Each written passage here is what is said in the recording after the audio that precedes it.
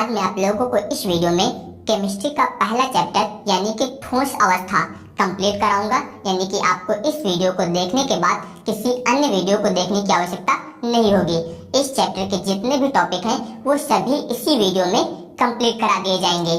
बाकी न्यूमेरिकल के लिए आपको इसके बाद वीडियो प्रोवाइड किया जाएगा। तो अगर आप हमारे चैनल पर नए हैं तो चैनल को सब्सक्राइब कर लीजिए, जिससे कि जो भी वीडियो अपलोड किया जाएगा उसका नोटिफिकेशन आपके पास पहुंच जाएगा। तो आइए शुरू करते हैं। तो इसमें पहला टॉपिक है ठोस अवस्था, यानी कि ठोस अवस्था क्या होती है।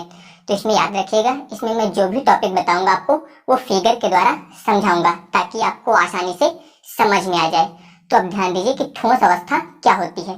तो इसमें दिया गया है पहले कि द्रव्य की वह अवस्था जिसमें अवयवी कण यानी कि परमाणु, अणु या फिर आयन। तो अवयवी कण का मतलब यहाँ पर परमाणु, अणु या फिर आयन से है। तो इसमें वही दिया गया है कि द्रव्य की वह अवस्था जिसमें अवयवी कण प्रबल अंतरा अणु बलों द्वारा जालक में समृद्ध संकुलित रहते हैं तथा जिस कारण गति करने में असमर्थ रहते हैं, ठोस अवस्था कहलाती है। तो ये ठोस अवस्था की परिभाषा है, यानी कि ठोस अवस्था क्या होती है। तो आप बता सकते हैं कि द्रव्य की वह अवस्था जिसमें अवयवी कण प्रबल अंतरा अणु बलों द्वारा जालक में समृद्ध संकुलित रहते हैं तथा जिस कारण गति करने में असमर्थ रहते हैं, ठोस अवस्था कहलाती है। अब इसी को अगर आप साधारण तरीके से बताना चाहते हैं तो अब ध्यान दीजिए, मैं आपको इसको एक आरेख के द्वारा समझा देता हूँ। तो ध्यान दीजिए इसमें, जैसे कि मान लीजिए कोई पदार्थ है। तो यहाँ पर आपको मैं एक पदार्थ बता देता हूँ। यहाँ पर एक कोई पदार्थ लिया गया है। ये पदार्थ यानी कि प्लास्टिक भी हो सकती है, कोई धातु भी हो सकती है। तो यहाँ पर एक पदार्थ लिया गया है। तो जब किसी पदार्थ का गलनांक जो है अगर वो कमरे के ताप से अधिक है, कमरे के ताप से जो है वो अधिक है। इसमें आपको ये बताया गया कि कोई भी पदार्थ जिसका गलनांक जो है अगर वो कमरे के ताप से अधिक है तो पदार्थ की वो अवस्था जो है वो क्या कहलाती है, ठोस अवस्था। यानी कि वो पदार्थ जो है किस अवस्था में है, ठोस अवस्था में। तो आप बता सकते हैं कि कोई भी पदार्थ जिसका गलनांक जो है अगर वो कमरे के ताप से अधिक है तो वो पदार्थ जो होता है वो ठोस अवस्था में होता है। जैसे कि यहाँ पर आपको बता दिया गया, ये एक प्लास्टिक का टुकड़ा लिया गया। तो प्लास्टिक को अगर हम लोग कमरे में रखते हैं तो प्लास्टिक देखिए जिस प्रकार आप रखेंगे वो उसी प्रकार से आपको दिखाई देती है। यानी कि उसका गलनांक जो होता है वो कमरे के ताप पर वहां पर अधिक होता है, कमरे के ताप से अधिक होता है, इसलिए वो आपको उसी प्रकार से यानी कि ठोस अवस्था में दिखाई देती है। लेकिन यहाँ पर अगर हम लोग जल की बात करें तो जल का जो गलनांक होता है वो कमरे के ताप से जो है हमेशा कम होता है। तो जल का गलनांक जो है कमरे के ताप से कम होता है, इसलिए जल जो है वो द्रव अवस्था में होती है, ये ठोस अवस्था में नहीं होता है। तो याद रखना आपको, जल का गलनांक जो होता है वो कमरे के ताप से कम होता है, इसलिए जल जो है वो द्रव अवस्था में होता है, वो ठोस अवस्था में नहीं होता है। बाकी आपको याद रखना है कि कोई ऐसा पदार्थ जिसका गलनांक जो है वो कमरे के ताप से अधिक हो तो वो पदार्थ जो है ठोस अवस्था में होता है। इसके बाद है ठोसों का वर्गीकरण, यानी कि ठोस जो है वो कितने प्रकार के होते हैं। तो याद रखिएगा, ठोस जो होते हैं वो दो प्रकार के होते हैं। पहला होता है क्रिस्टलीय ठोस और दूसरा होता है अक्रिस्टलीय ठोस। तो पहले आप इसमें ध्यान दीजिए क्रिस्टलीय ठोस क्या होते हैं। तो ध्यान दीजिए, इसमें दिया गया है कि क्रिस्टलीय ठोस में अवयवी कण यानी कि अणु, परमाणु या फिर आयन। तो क्रिस्टलीय ठोस में जो अवयवी कण है वो एक निश्चित प्रकार से व्यवस्थित रहते हैं तथा इस निश्चित प्रकार की इकाई की लगातार पुनरावृत्ति होती है। अतः क्रिस्टलीय ठोसों में कणों की दीर्घ परासी व्यवस्था होती है तथा इनका ज्यामितीय अभिविन्यास निश्चित होता है। यानी कि इनके जो ज्यामितीय विन्यास होते हैं वो निश्चित होते हैं, क्रिस्टलीय ठोस कहलाते हैं। तो आपको इसमें ये याद रखना है कि क्रिस्टलीय ठोस में जो अवयवी कण होते हैं, यानी कि अवयवी कण जो कि अणु या परमाणु या फिर आयन से मिलकर बनते हैं, तो आप बता सकते हैं कि क्रिस्टलीय ठोस में जो अवयवी कण होते हैं वो एक निश्चित प्रकार से व्यवस्थित रहते हैं। ये आपको याद रखना है हमेशा कि क्रिस्टलीय ठोस में अवयवी कण जो होते हैं वो एक निश्चित प्रकार से व्यवस्थित रहते हैं और उस निश्चित प्रकार की जो है लगातार पुनरावृत्ति होती रहती है। और ये क्रिस्टलीय ठोसों में जो है व्यवस्था जो होती है वो दीर्घ पराशी होती है। इसके अलावा इनकी ज्यामिति और विन्यास जो होते हैं वो निश्चित होते हैं। तो ये सब क्रिस्टलीय ठोस के गुण होते हैं। तो आपको इसमें मुख्य पॉइंट इतना याद रखना है कि क्रिस्टलीय ठोस में जो आवयवी कण होते हैं वो निश्चित प्रकार से व्यवस्थित रहते हैं। तो इसको हम एक फिगर के द्वारा ध्यान देते हैं, जैसे ध्यान दीजिए, यहाँ पर हम क्रिस्टलीय ठोस को एक फिगर द्वारा प्रदर्शित कर रहे हैं। तो यहाँ पर हम लोग क्रिस्टलीय ठोस को एक निश्चित क्रम में जो है व्यवस्थित करेंगे।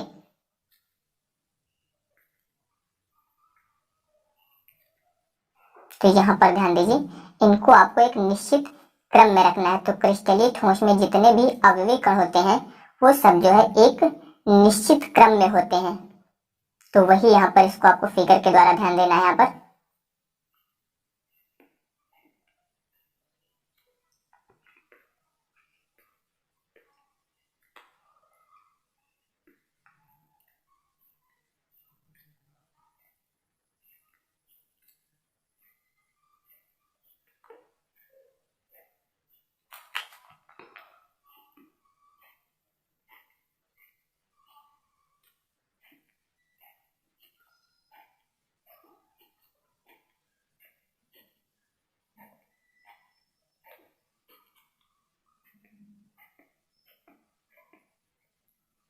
तो यहाँ पर ये जो है क्रिस्टलीय ठोस के लिए एक फिगर तैयार किया गया है। इसमें क्रिस्टलीय ठोस में जो ये अवयवी कण होते हैं, ये सभी अवयवी कण जो है वो एक निश्चित क्रम में व्यवस्थित होते हैं। जैसे कि यहाँ पर मैं ये कणों को प्रदर्शित कर रहा हूँ। तो आपको याद रखना है, इसमें जितने भी अवयवी कण यानी कि अणु, परमाणु और आयन होते हैं वो सब एक निश्चित क्रम में व्यवस्थित रहते हैं, जैसा कि यहाँ पर अब आपको फिगर में दर्शाया गया है। तो इस प्रकार से आप इसे समझ सकते हैं इसमें। तो ये याद रखना है आपको कि क्रिस्टलीय ठोस में जितने भी अवयवी कण होते हैं वो एक निश्चित क्रम में व्यवस्थित होते हैं और इनकी जो है लगातार यानी कि इस निश्चित प्रकार की पुनरावृत्ति जो होती है वो लगातार होती है। ध्यान दीजिए, जैसे कि ये दिया गया है इसी प्रकार से, ये इसी प्रकार से, ये लगातार इसी प्रकार दिया गया है। अगर क्षैतिज देखेंगे, अगर हम लोग ऊर्ध्वाधर देखेंगे तो ये इस प्रकार भी लगातार उसी प्रकार से पुनरावृत्ति होती रहेगी। तो ये जो है क्रिस्टलीय ठोस होते हैं। और इसके अलावा इसमें दिया गया कि क्रिस्टलीय ठोस को वास्तविक ठोस माना जा सकता है, यानी कि जो क्रिस्टलीय ठोस है वो एक प्रकार का वास्तविक ठोस होता है। और आप बता सकते हैं कि जैसे हीरा, क्वार्ट्ज, सिल्वर, ग्रेफाइट, ये सभी जो होते हैं वो क्रिस्टलीय ठोस होते हैं। इसके बाद अक्रिस्टलीय ठोस। तो अब की बार अक्रिस्टलीय ठोस, तो इसमें याद रखना है, तो इसमें दिया गया आपको कि इसमें संरचनात्मक इकाइयों की व्यवस्था केवल लघु पराशी होती है, अर्थात इनमें कणों के व्यवस्था क्रम अनियमित होते हैं, अक्रिस्टलीय ठोस कहलाते हैं।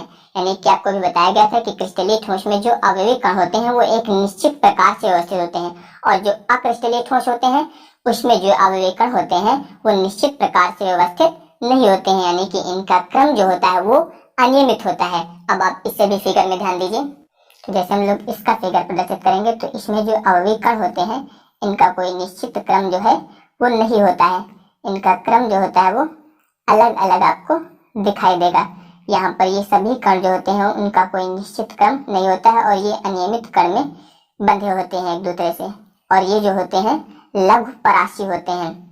तो आपको यहाँ पर ध्यान रखना है इस फिगर में कि ये जैसे यहाँ पर दिखाया जा रहा है आपको, तो ये जो होगा अक्रिस्टलीय ठोस की संरचना होगी यहाँ पर, और जो इसके पहले आपको बताया गया था वो जो थी क्रिस्टलीय ठोस की। तो क्रिस्टलीय ठोस में जो अवयवी कण होते हैं उनका क्रम निश्चित होता है और इसमें अवयवी कणों का जो क्रम होता है वो निश्चित नहीं होता है। तो यहाँ पर आपको इस फिगर में याद रखना है कि यहाँ पर इनका कोई क्रम जो है वो निश्चित नहीं है, यानी कि ये अनियमित क्रम में जो है व्यवस्थित रहते हैं। तो ये इसका फिगर हो जाएगा अब यहाँ पर। तो ये अक्रिस्टलीय ठोस की संरचना हो गई है। यहाँ पर ये जो दिया गया है ये अक्रिस्टलीय ठोस हो जाएगा। तो ये अक्रिस्टलीय ठोस और ये क्रिस्टलीय ठोस, तो अब दोनों में आपको याद रखना है। तो इसमें अवयवी कणों जो होते हैं उनकी संरचना यानी कि वो जो है एक निश्चित क्रम में व्यवस्थित रहते हैं। इसमें अवयवी कण निश्चित क्रम में व्यवस्थित रहते हैं और इसमें अवयवी कण जो होते हैं वो अनियमित रहते हैं, यानी कि निश्चित क्रम में व्यवस्थित नहीं होते हैं। इसके अलावा इनकी जो संरचना होती है वो दीर्घ पराशी होती है और इनकी जो संरचना होती है वो लघु पराशी होती है। इसके अलावा आपको इसमें ये भी बताया गया था कि क्रिस्टलीय ठोस जो होते हैं वो वास्तविक ठोस माने जाते हैं। तो इस प्रकार के जो पॉइंट है वो आपको याद रखना है। तो क्रिस्टलीय ठोस में अवयवी कणों जो होते हैं उनका क्रम निश्चित होता है और अक्रिस्टलीय ठोस में अवयवी कण अनियमित होते हैं, यानी कि इनका क्रम निश्चित नहीं होता है। और आप अक्रिस्टलीय ठोस में उदाहरण के लिए बता सकते हैं जैसे कि कांच, रबर, प्लास्टिक आदि। तो ये सभी जो होते हैं वो अक्रिस्टलीय ठोस होते हैं।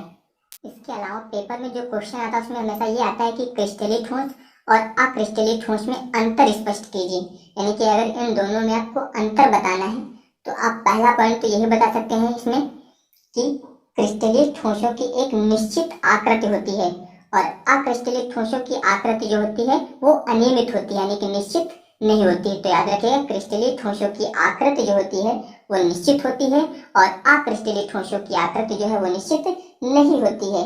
इसके अलावा आप बता सकते हैं कि क्रिस्टलीय ठोस में जो अवयवी कण होते हैं उनकी अवस्था निश्चित होती है और इसके अलावा अक्रिस्टलीय ठोसों में अवयवी कण जो होते हैं उनकी अवस्था अनियमित होती है। और आप ये भी बता सकते हैं कि क्रिस्टलीय ठोसों के जो गलनांक होते हैं वो निश्चित होते हैं और अक्रिस्टलीय ठोसों का जो गलनांक होता है वो निश्चित नहीं होता है। तो क्रिस्टलीय ठोस का गलनांक निश्चित होता है और अक्रिस्टलीय ठोस का गलनांक निश्चित नहीं होता है। इसके अलावा क्रिस्टलीय ठोस जो है वो विषमदैशिक प्रकृति के होते हैं और अक्रिस्टलीय ठोस जो होते हैं वो समदैशिक होते हैं। तो आपको याद रखना है क्रिस्टलीय ठोस विषमदैशिक और अक्रिस्टलीय ठोस जो होते हैं वो समदैशिक होते हैं। तो आप ये पॉइंट भी याद रख सकते हैं। अगर आपको कोई समस्या होती है तो आप इन्हें लिख सकते हैं। इसके अलावा ध्यान दीजिए यहाँ पर क्रिस्टल का घनत्व ज्ञात करने के लिए हम लोग सूत्र कौन सा प्रयोग करेंगे? क्रिस्टल का घनत्व। तो क्रिस्टल का घनत्व जो होता है इसे हम लोग प्रदर्शित करते हैं रो से।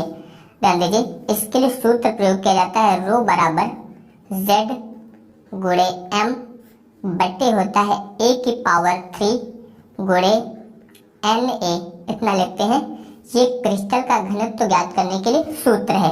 तो अब यहाँ पर ध्यान दीजिए रो दिया गया है, ये होता है क्रिस्टल का घनत्व, इसके बारे में आपको बता दिया गया है। इसके अलावा ध्यान दीजिए यहाँ पर आया है जेड के बारे में आप बता सकते हैं कि प्रति इकाई सेल में उपस्थित परमाणुओं की संख्या। यहाँ पर आप लिखेंगे प्रति इकाई सेल में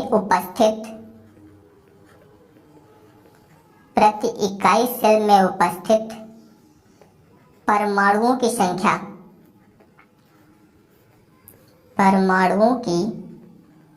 संख्या। इसके अलावा ध्यान दीजिए यहाँ पर आया है M, कैपिटल M। इसके बारे में आप बता सकते हैं तत्व का परमाणु भार। यहाँ पर हो जाएगा परमाणु भार।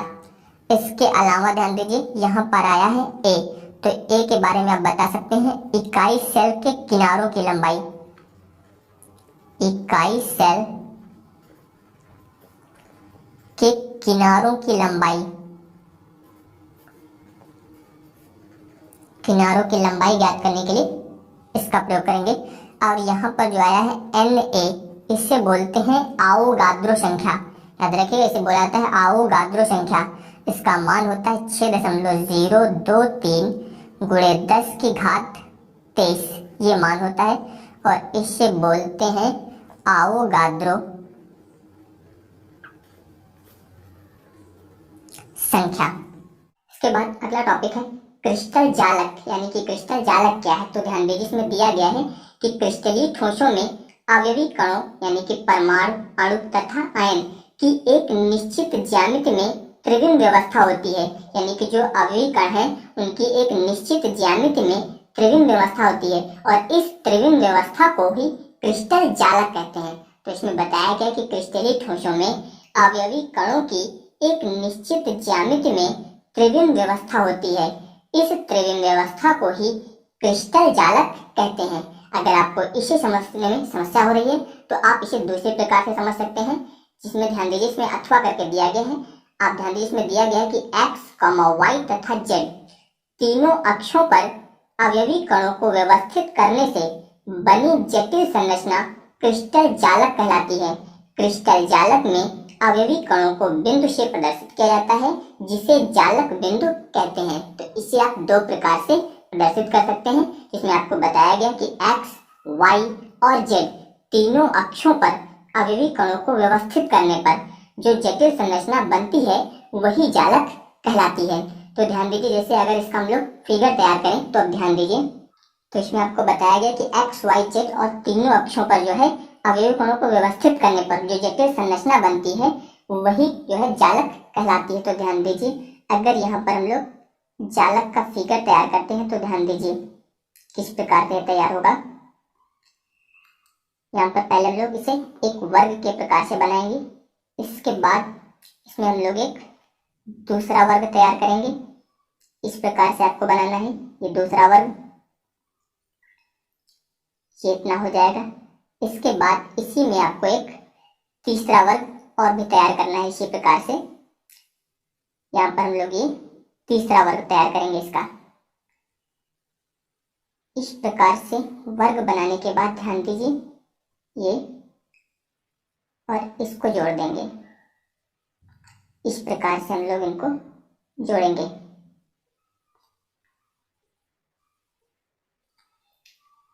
इधर से आपको ये जोड़ देना है और इसके अलावा इसको ऐसे जोड़ देना है, यानी कि सभी में आपको एक वर्ग में 4 छोटे छोटे वर्ग और तैयार कर देने हैं। ये यहाँ पर इस प्रकार से हम लोग इसे तैयार करेंगे।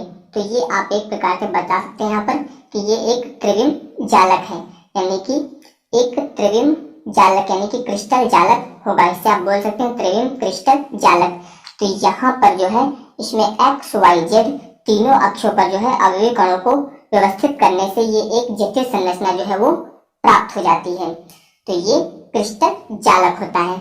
और इस क्रिस्टल जालक में जो अवयवी कण होते हैं उनको हम लोग बिंदु से प्रदर्शित करते हैं। जैसे कि ध्यान दीजिए, यहाँ पर इनको हम लोग बिंदु द्वारा जो है प्रदर्शित करेंगे। अवयवी कणों को जो है बिंदु के द्वारा प्रदर्शित करते हैं। तो जब हम लोग इसको बिंदु के द्वारा प्रदर्शित करते हैं तो जिसे हम लोग जालक बिंदु कहते हैं। तो याद रखिएगा, इसमें जो अवयवी कण होते हैं इनको हम लोग बिंदु के द्वारा प्रदर्शित करते हैं और इससे जालक बिंदु जो है कहते हैं।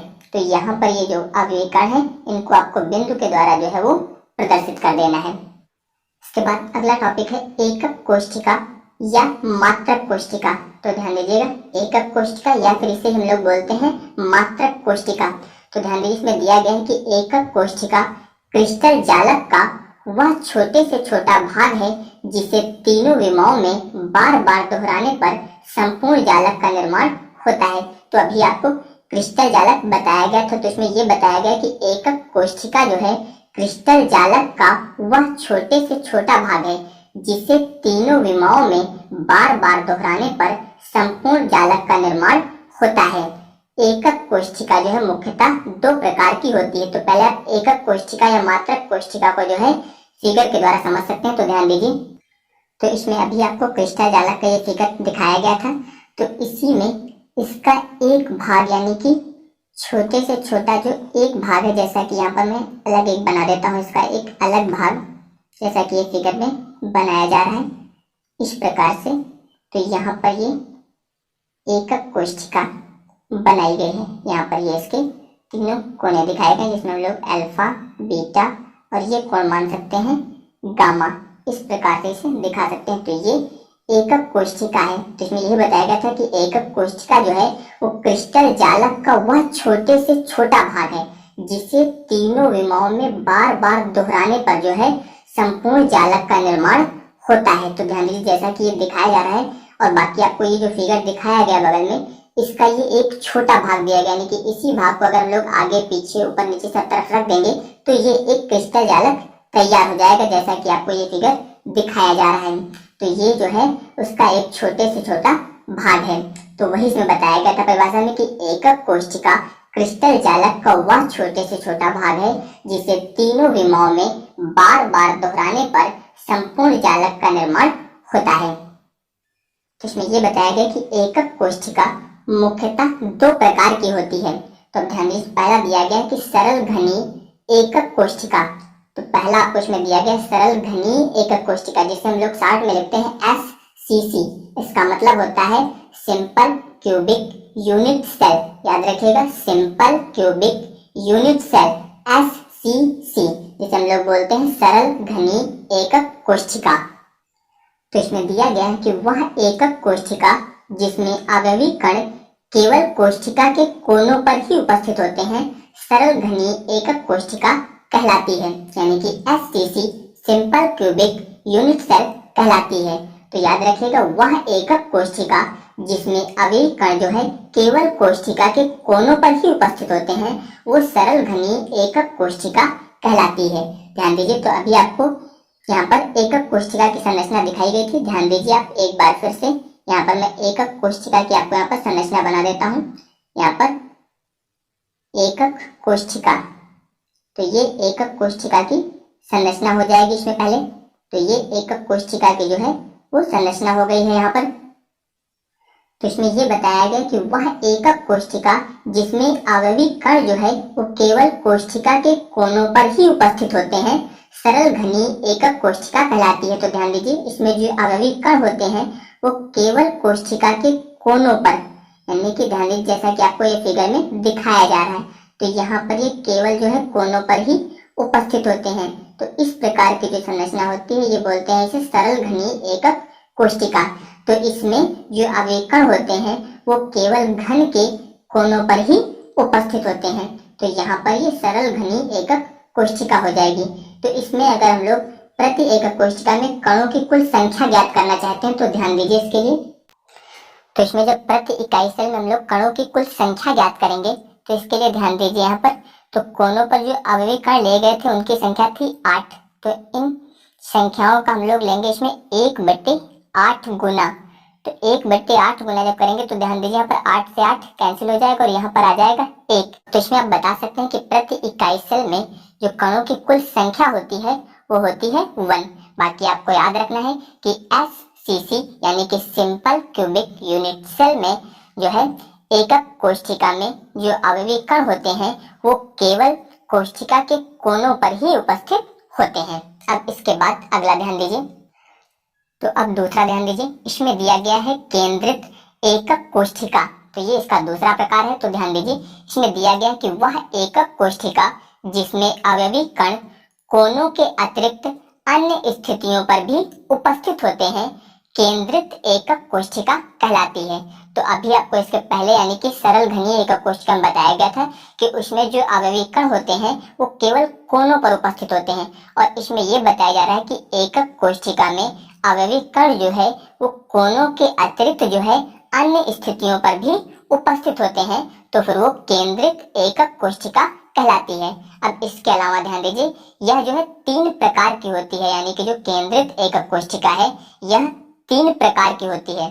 तो इसमें ध्यान दीजिए, पहला आपको दिया गया है अंतः केंद्रित एकक कोशिका, जिसे हम लोग बोलते हैं काय केंद्रित एकक कोशिका, या फिर इसे शॉर्ट में हम लोग लिखते हैं BCC, जैसे इसके पहले वाले में अभी आपको वहां पर बताया गया था SCC। इसी प्रकार से इसको बोलते हैं BCC। इसका मतलब होता है body centred cubic unit cell.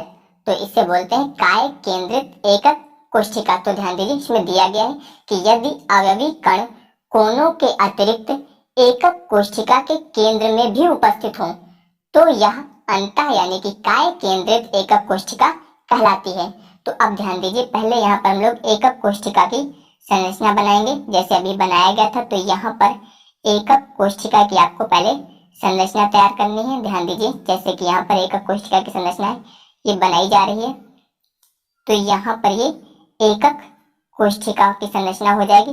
तो इसमें आपको बताया गया था अभी कि इसके पहले वाले में कि इसमें जो है वो घन के कोनों पर केवल जो है अवयवी कण उपस्थित होते हैं, और इसमें जो है अवयवी कण वो घन के कोनों के अतिरिक्त जो है वो केंद्र पर भी उपस्थित होते हैं, जैसे यहाँ पर हमने कोनों पर ही प्रदर्शित किया। इसके अलावा अवयवी कण जो होगा वो घन के केंद्र पर भी उपस्थित होगा। तो याद रखिएगा, जब घन के केंद्र पर भी उपस्थित होता है कोनों के अतिरिक्त तो उसे हम लोग बोलते हैं काय केंद्रित एकक कोशिका, यानी कि BCC body centred cubic unit cell.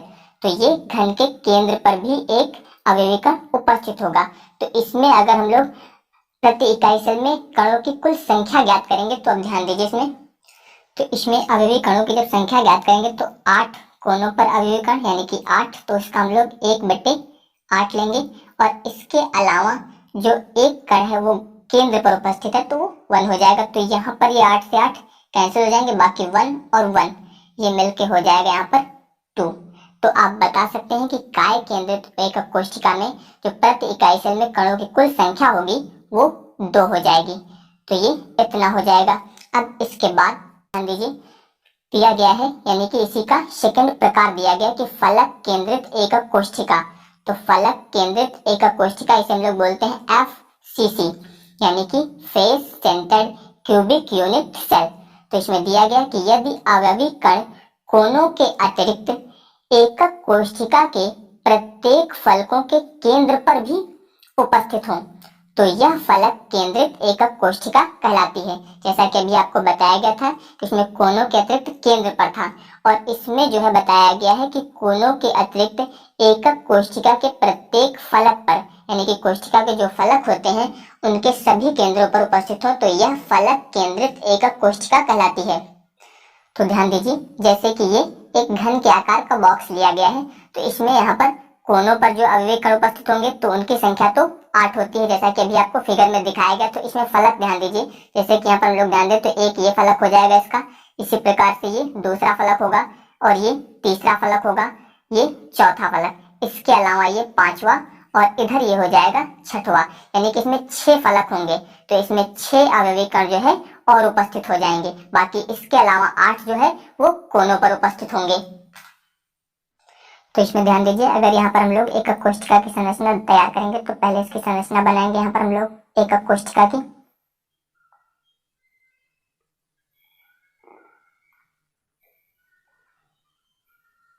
तो यहाँ पर ये एकक कोशिका की संरचना तैयार हो गई। तो इसमें आपको बताया गया कि प्रत्येक कोने पर अवयवी कण जो है वो उपस्थित ही होंगे, और प्रत्येक कोने के अतिरिक्त जो इसमें फलक दिए गए हैं उन पर भी अवयवी कण उपस्थित होंगे।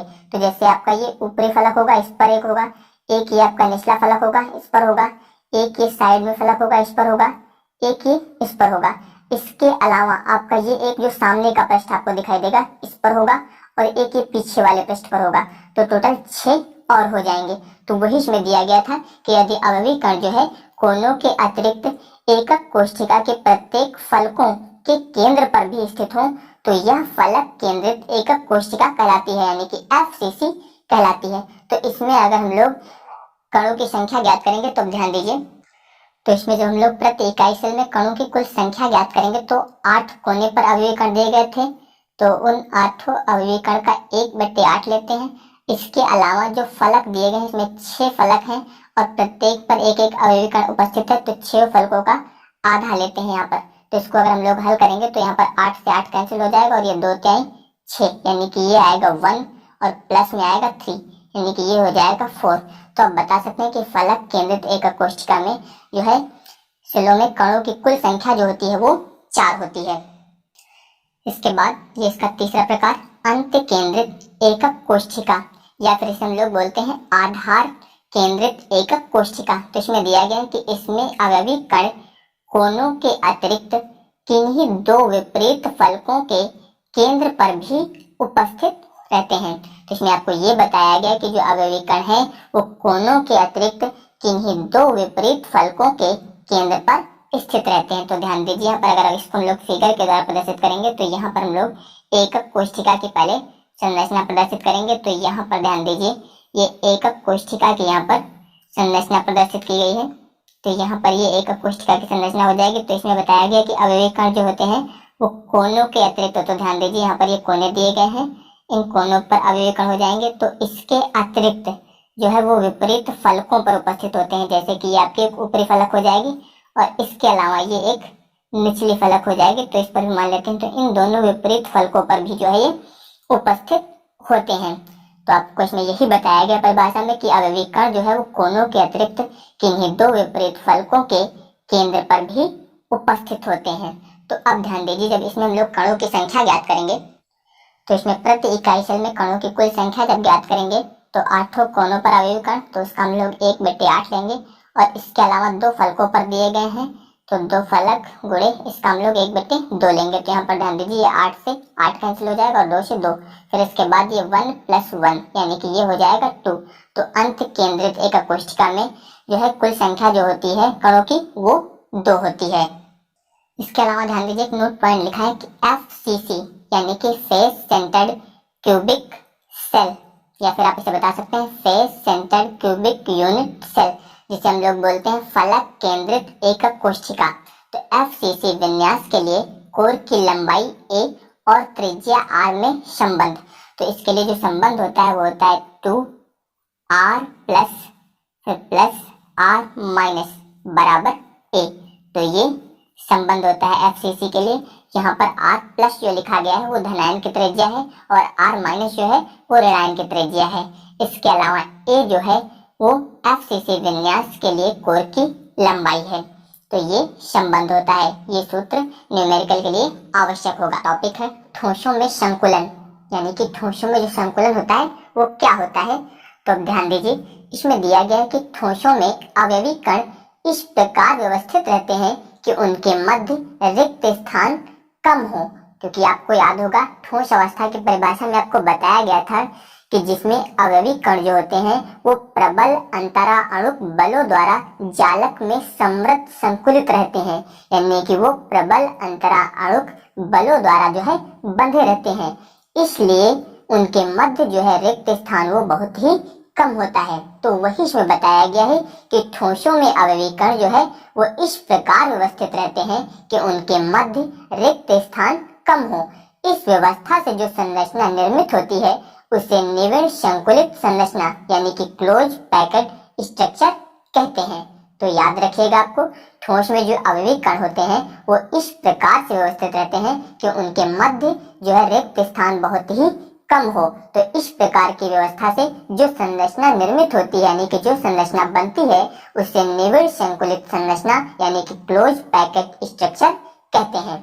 तो आप ध्यान दीजिए, इसमें दिया गया है कि एकक कोशिका में उपस्थित अवयवी कणों को ठोस गोले के समरूप मानते हुए, यानी कि जो अवयवी कण है अगर उसको हम लोग ठोस गोले के समान मान लें तो उस समय जो है इसमें 3 प्रकार की संरचनाएं निर्मित की जा सकती हैं। तो वही इसमें दिया गया है कि एकक कोशिका में उपस्थित अवयवी कणों को ठोस गोले के समरूप मानते हुए 3 पदों में संरचनाएं निर्मित की जा सकती हैं। यानी कि जो अवयवी कण है उसे आपको ठोस गोले के समरूप मानना है। यानी कि यहाँ पर ध्यान दीजिए, जैसे ये बना दिया गया है ठोस गोला, तो यहाँ पर जो अवयवी कण है उससे आपको एक ठोस गोले के समरूप मानना है। तो जो इस प्रकार हम लोग व्यवस्थित करेंगे तो इस प्रकार जो है निविड़ संकुलित संरचना जो 3 प्रकार की प्रदर्शित होंगी। यहाँ पर इस ठोस गोले की त्रिज्या हम लोग मान सकते हैं, इसकी त्रिज्या है कैपिटल R। ये हो जाएगी यहाँ पर त्रिज्या इसकी कैपिटल R। तो इसमें आपको यही बताया गया कि अवयवी कणों को ठोस गोले के समरूप मानते हुए जो 3 पदों में संरचनाएं निर्मित की जा सकती हैं। तो अब ध्यान दीजिए, तो जो 3 प्रकार की संरचनाएं निर्मित की गई हैं उसमें पहला होता है एक विमीय निविड़ संकुलन, दूसरा होता है द्विविमीय निविड़ संकुलन और तीसरा होता है त्रिविमीय निविड़ संकुलन। तो यहाँ पर एक विमीय का मतलब यहाँ पर एक विमा में यानी कि किसी एक अक्ष पर निविड़ संकुलन, यहाँ पर द्विविमीय यानी कि 2 अक्षों पर निविड़ संकुलन और त्रिविमीय यानी कि 3D यानी कि यहाँ पर तीनों विमाओं में निविड़ संकुलन। तो यहाँ पर अब हम इन तीनों के बारे में एक एक करके पढ़ेंगे। तो अब पहला ध्यान दीजिए इसमें, तो इसमें ध्यान दीजिए पहला दिया गया है एक विमीय निविड़ संकुलन, जिसे हम लोग बोलते हैं 1 डायमेंशनल क्लोज पैकेट स्ट्रक्चर। यानी कि यहाँ पर जो निविड़ संकुलन होता है वो एक विमा में होता है। एक विमा का मतलब यहाँ पर किसी एक दिशा में बोल सकते हो आप, यानी कि किसी एक अक्ष पर। ध्यान दीजिए यहाँ पर, जैसे यहाँ पर हम लोग अक्ष को प्रदर्शित करें, यानी कि यहाँ पर ये कोई एक अक्ष प्रदर्शित कर देते हैं, ये एक्स अक्ष, वाई अक्ष, जेड अक्ष, यानी कि किसी एक का प्रयोग करना है, यानी कि एक विमीय है यहाँ पर किसी एक विमा। तो यहाँ पर किसी एक विमा में जो है ठोस गोलों को आपको इस प्रकार व्यवस्थित करना है कि उनके बीच जो है रिक्त स्थान बहुत ही कम हो। जैसे ध्यान दीजिए, पहला गोला, इसके बाद फिर यहाँ पर आप इसी प्रकार से प्रदर्शित करेंगे दूसरा गोला, फिर यहाँ पर ये अगला हो जाएगा इसी प्रकार से तीसरा, फिर यहाँ पर ये ध्यान दीजिए अगला चौथा, फिर इसके बाद ये पांचवा, फिर इसी प्रकार एक और बना सकते हैं आप ये छठवा। यहाँ पर इस प्रकार से इनको प्रदर्शित किया गया, यानी कि एक विमा में यानी कि एक ही दिशा में इनको प्रदर्शित किया गया यहाँ पर। तो वही इसमें बताया गया था एक विमीय निविड़ संकुलन, यानी कि इनको एक विमा में जो है इस प्रकार से व्यवस्थित करना है कि ये एक दूसरे को स्पर्श करें। यानी कि इनको एक दूसरे को स्पर्श करते हुए एक ही विमा में व्यवस्थित करना है। तो इस प्रकार जो संकुलन होता है उसे बोलते हैं एक विमीय निविड़ संकुलन। तो याद रखिएगा, एक ही विमा में जो है एक दूसरे को स्पर्श करते हुए जो है एक पंक्ति में व्यवस्थित करने पर इसे बोलते हैं हम लोग एक विमीय निविड़ संकुलन।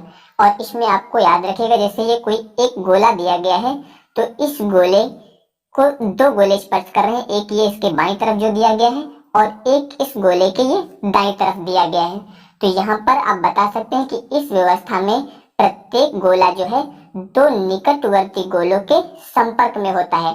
और आपको इसमें एक पॉइंट और भी याद रखना है कि कोई भी ठोस गोला जो है उसके पास जितने निकटवर्ती स्पर्श गोले होते हैं, यानी कि जो उसको स्पर्श करते हुए रहते हैं, तो आप बता सकते हैं किसी भी संरचना में एक गोले के निकटतम गोलों की संख्या को उसकी उप सह संयोजन संख्या कहते हैं। यानी कि किसी भी गोले को जितने गोले स्पर्श करते हैं वो उनकी उप सह संयोजन संख्या कहलाती है। यानी कि इसमें इस गोले को ध्यान दीजिए, दो गोले स्पर्श करते हैं, यानी कि एक विमीय निविड़ संकुलन में उप सह संयोजन संख्या जो होगी वो 2 होगी, क्योंकि यहाँ पर इस गोले को जो है दो गोले स्पर्श करते हैं। तो यहाँ पर इसकी उप सह संयोजन संख्या जो होगी 2 होगी। तो इसमें आपको याद रखना है कि इसमें एक पंक्ति में जो है ठोस गोलों को एक दूसरे से स्पर्श करते हुए व्यवस्थित करना है यहाँ पर। इसके अलावा इस व्यवस्था में जो प्रत्येक गोला है वो दो निकटवर्ती गोलों के संपर्क में होता है। कोई भी गोला, ध्यान, जैसे ये गोला होगा तो ये इस गोले के और इस गोले के संपर्क में होगा। इसके अलावा किसी भी संरचना में एक कण के निकटतम गोलों की संख्या को जो है उसकी उप सह संयोजन संख्या कहते हैं। तो यहाँ पर उप सह संयोजन संख्या जो होगी वो 2 हो जाएगी। तो वही चीज इसमें अब लिखी गई है। तो अब ध्यान दीजिए इसमें आप, तो इसमें दिया गया है कि एक विमीय निविड़ संकुलित संरचना में गोलों को व्यवस्थित करने की केवल एक ही विधि है जिसमें उन्हें एक पंक्ति में एक दूसरे को स्पर्श करते हुए व्यवस्थित किया जाता है। यानी कि ठोस गोलों को जो है एक पंक्ति में एक दूसरे को स्पर्श करते हुए व्यवस्थित करते हैं। इसके अलावा इसमें दिया गया कि इस व्यवस्था में प्रत्येक गोला दो निकटवर्ती गोलों के संपर्क में होता है। जैसे कि यहाँ पर आपको बताया गया था कि ये गोला, ये देखिए, इसके बाईं ओर और एक इसके दाईं ओर। तो वही बताया गया कि इस व्यवस्था में जो है प्रत्येक गोला दो निकटवर्ती गोलों के संपर्क में होता है। इसके बाद फिर दिया गया है कि किसी संरचना में एक कण के निकटतम गोलों की संख्या को, यानी कि उस कण के निकटतम जितने भी गोले होंगे उनकी संख्या को उप सह संयोजन संख्या कहते हैं। तो इसमें उप सह संयोजन संख्या जो थी वो 2 थी। तो वही इसमें लिखा गया कि अतः एक विमीय निविड़ संकुलन में गोलों की उप सह संयोजन संख्या 2 होती है। तो यहाँ पर इसकी उप सह संयोजन संख्या जो होगी वो 2 हो जाएगी। इसके बाद अगला है द्विविमीय निविड़ संकुलन, यानी कि 2 डायमेंशनल क्लोज पैकेट स्ट्रक्चर। तो ध्यान दीजिए, ये जो होता है वो 2 प्रकार का होता है। तो अब ध्यान दीजिए, इसमें पहला है द्विविमीय में वर्ग निविड़ संकुलन। द्विविमीय में वर्ग निविड़ संकुलन, तो इसके लिए आप फिगर ध्यान दीजिए। पहले फिगर आपको आसानी से समझ में आ जाएगा, तो थ्योरी आपको अपने आप समझ में आ जाएगी। तो अब ध्यान दीजिए, तो इसके पहले जो आपको बताया गया था उसमें एक विमा में संकुलन होता था और इसमें द्विविमीय, यानी कि यहाँ पर 2 दिशाओं में, यानी कि 2 अक्षों पर जो है निविड़ संकुलन होगा। तो ध्यान दीजिए, जैसे अभी आपको पहला आपको बताया गया था यहाँ पर कि किसी एक अक्ष पर, जैसे कि यहाँ पर ध्यान दीजिए अभी आपको बताया गया था यहाँ पर किसी एक अक्ष पर जो है संकुलन, यहाँ पर इसमें एक पंक्ति में जो है गोलों को इस प्रकार से व्यवस्थित किया गया था स्पर्श करते हुए कि वो सभी जो है एक दूसरे से कम दूरी पर, यानी कि उनके बीच में जो रिक्त स्थान हो वो बहुत ही कम हो, इस प्रकार से उनको व्यवस्थित किया गया था एक विमीय में। तो उसी प्रकार से ध्यान दीजिए, इस प्रकार से उनको व्यवस्थित किया गया था। तो वहां पर किसी एक अक्ष का प्रयोग किया गया था और इसमें आपको 2 अक्षों का प्रयोग करना है। जैसे यहाँ पर ध्यान दीजिए, ये हम लोगों ने एक्स अक्ष का प्रयोग किया है, तो यहाँ पर आपको एक और अक्ष, यानी कि दूसरा आप ले सकते हैं इस प्रकार से, यानी कि इस दिशा में भी आपको प्रयोग करना है। तो इसमें जो है उसी प्रकार से जैसे कि ये पंक्ति तैयार की गई है, उसी प्रकार से यहाँ पर जैसे हम लोगों ने एक्स अक्ष की दिशा में प्राप्त किया है, उसी तरह यहाँ पर अब आपको वाई अक्ष की दिशा में इसी प्रकार से पंक्ति जो है वो तैयार करना है। ध्यान दीजिए, यानी कि इस प्रकार से जो है स्पर्श करते हुए इनको इसी प्रकार से यहाँ पर हम लोग इसको बनाएंगे। यहाँ पर अब वाई अक्ष की दिशा में सेम ध्यान दीजिए, ये पंक्ति उसी प्रकार से जैसे अभी पहली पंक्ति तैयार की गई थी, ठीक उसी प्रकार से ये पंक्ति जो है तैयार करनी है आपको।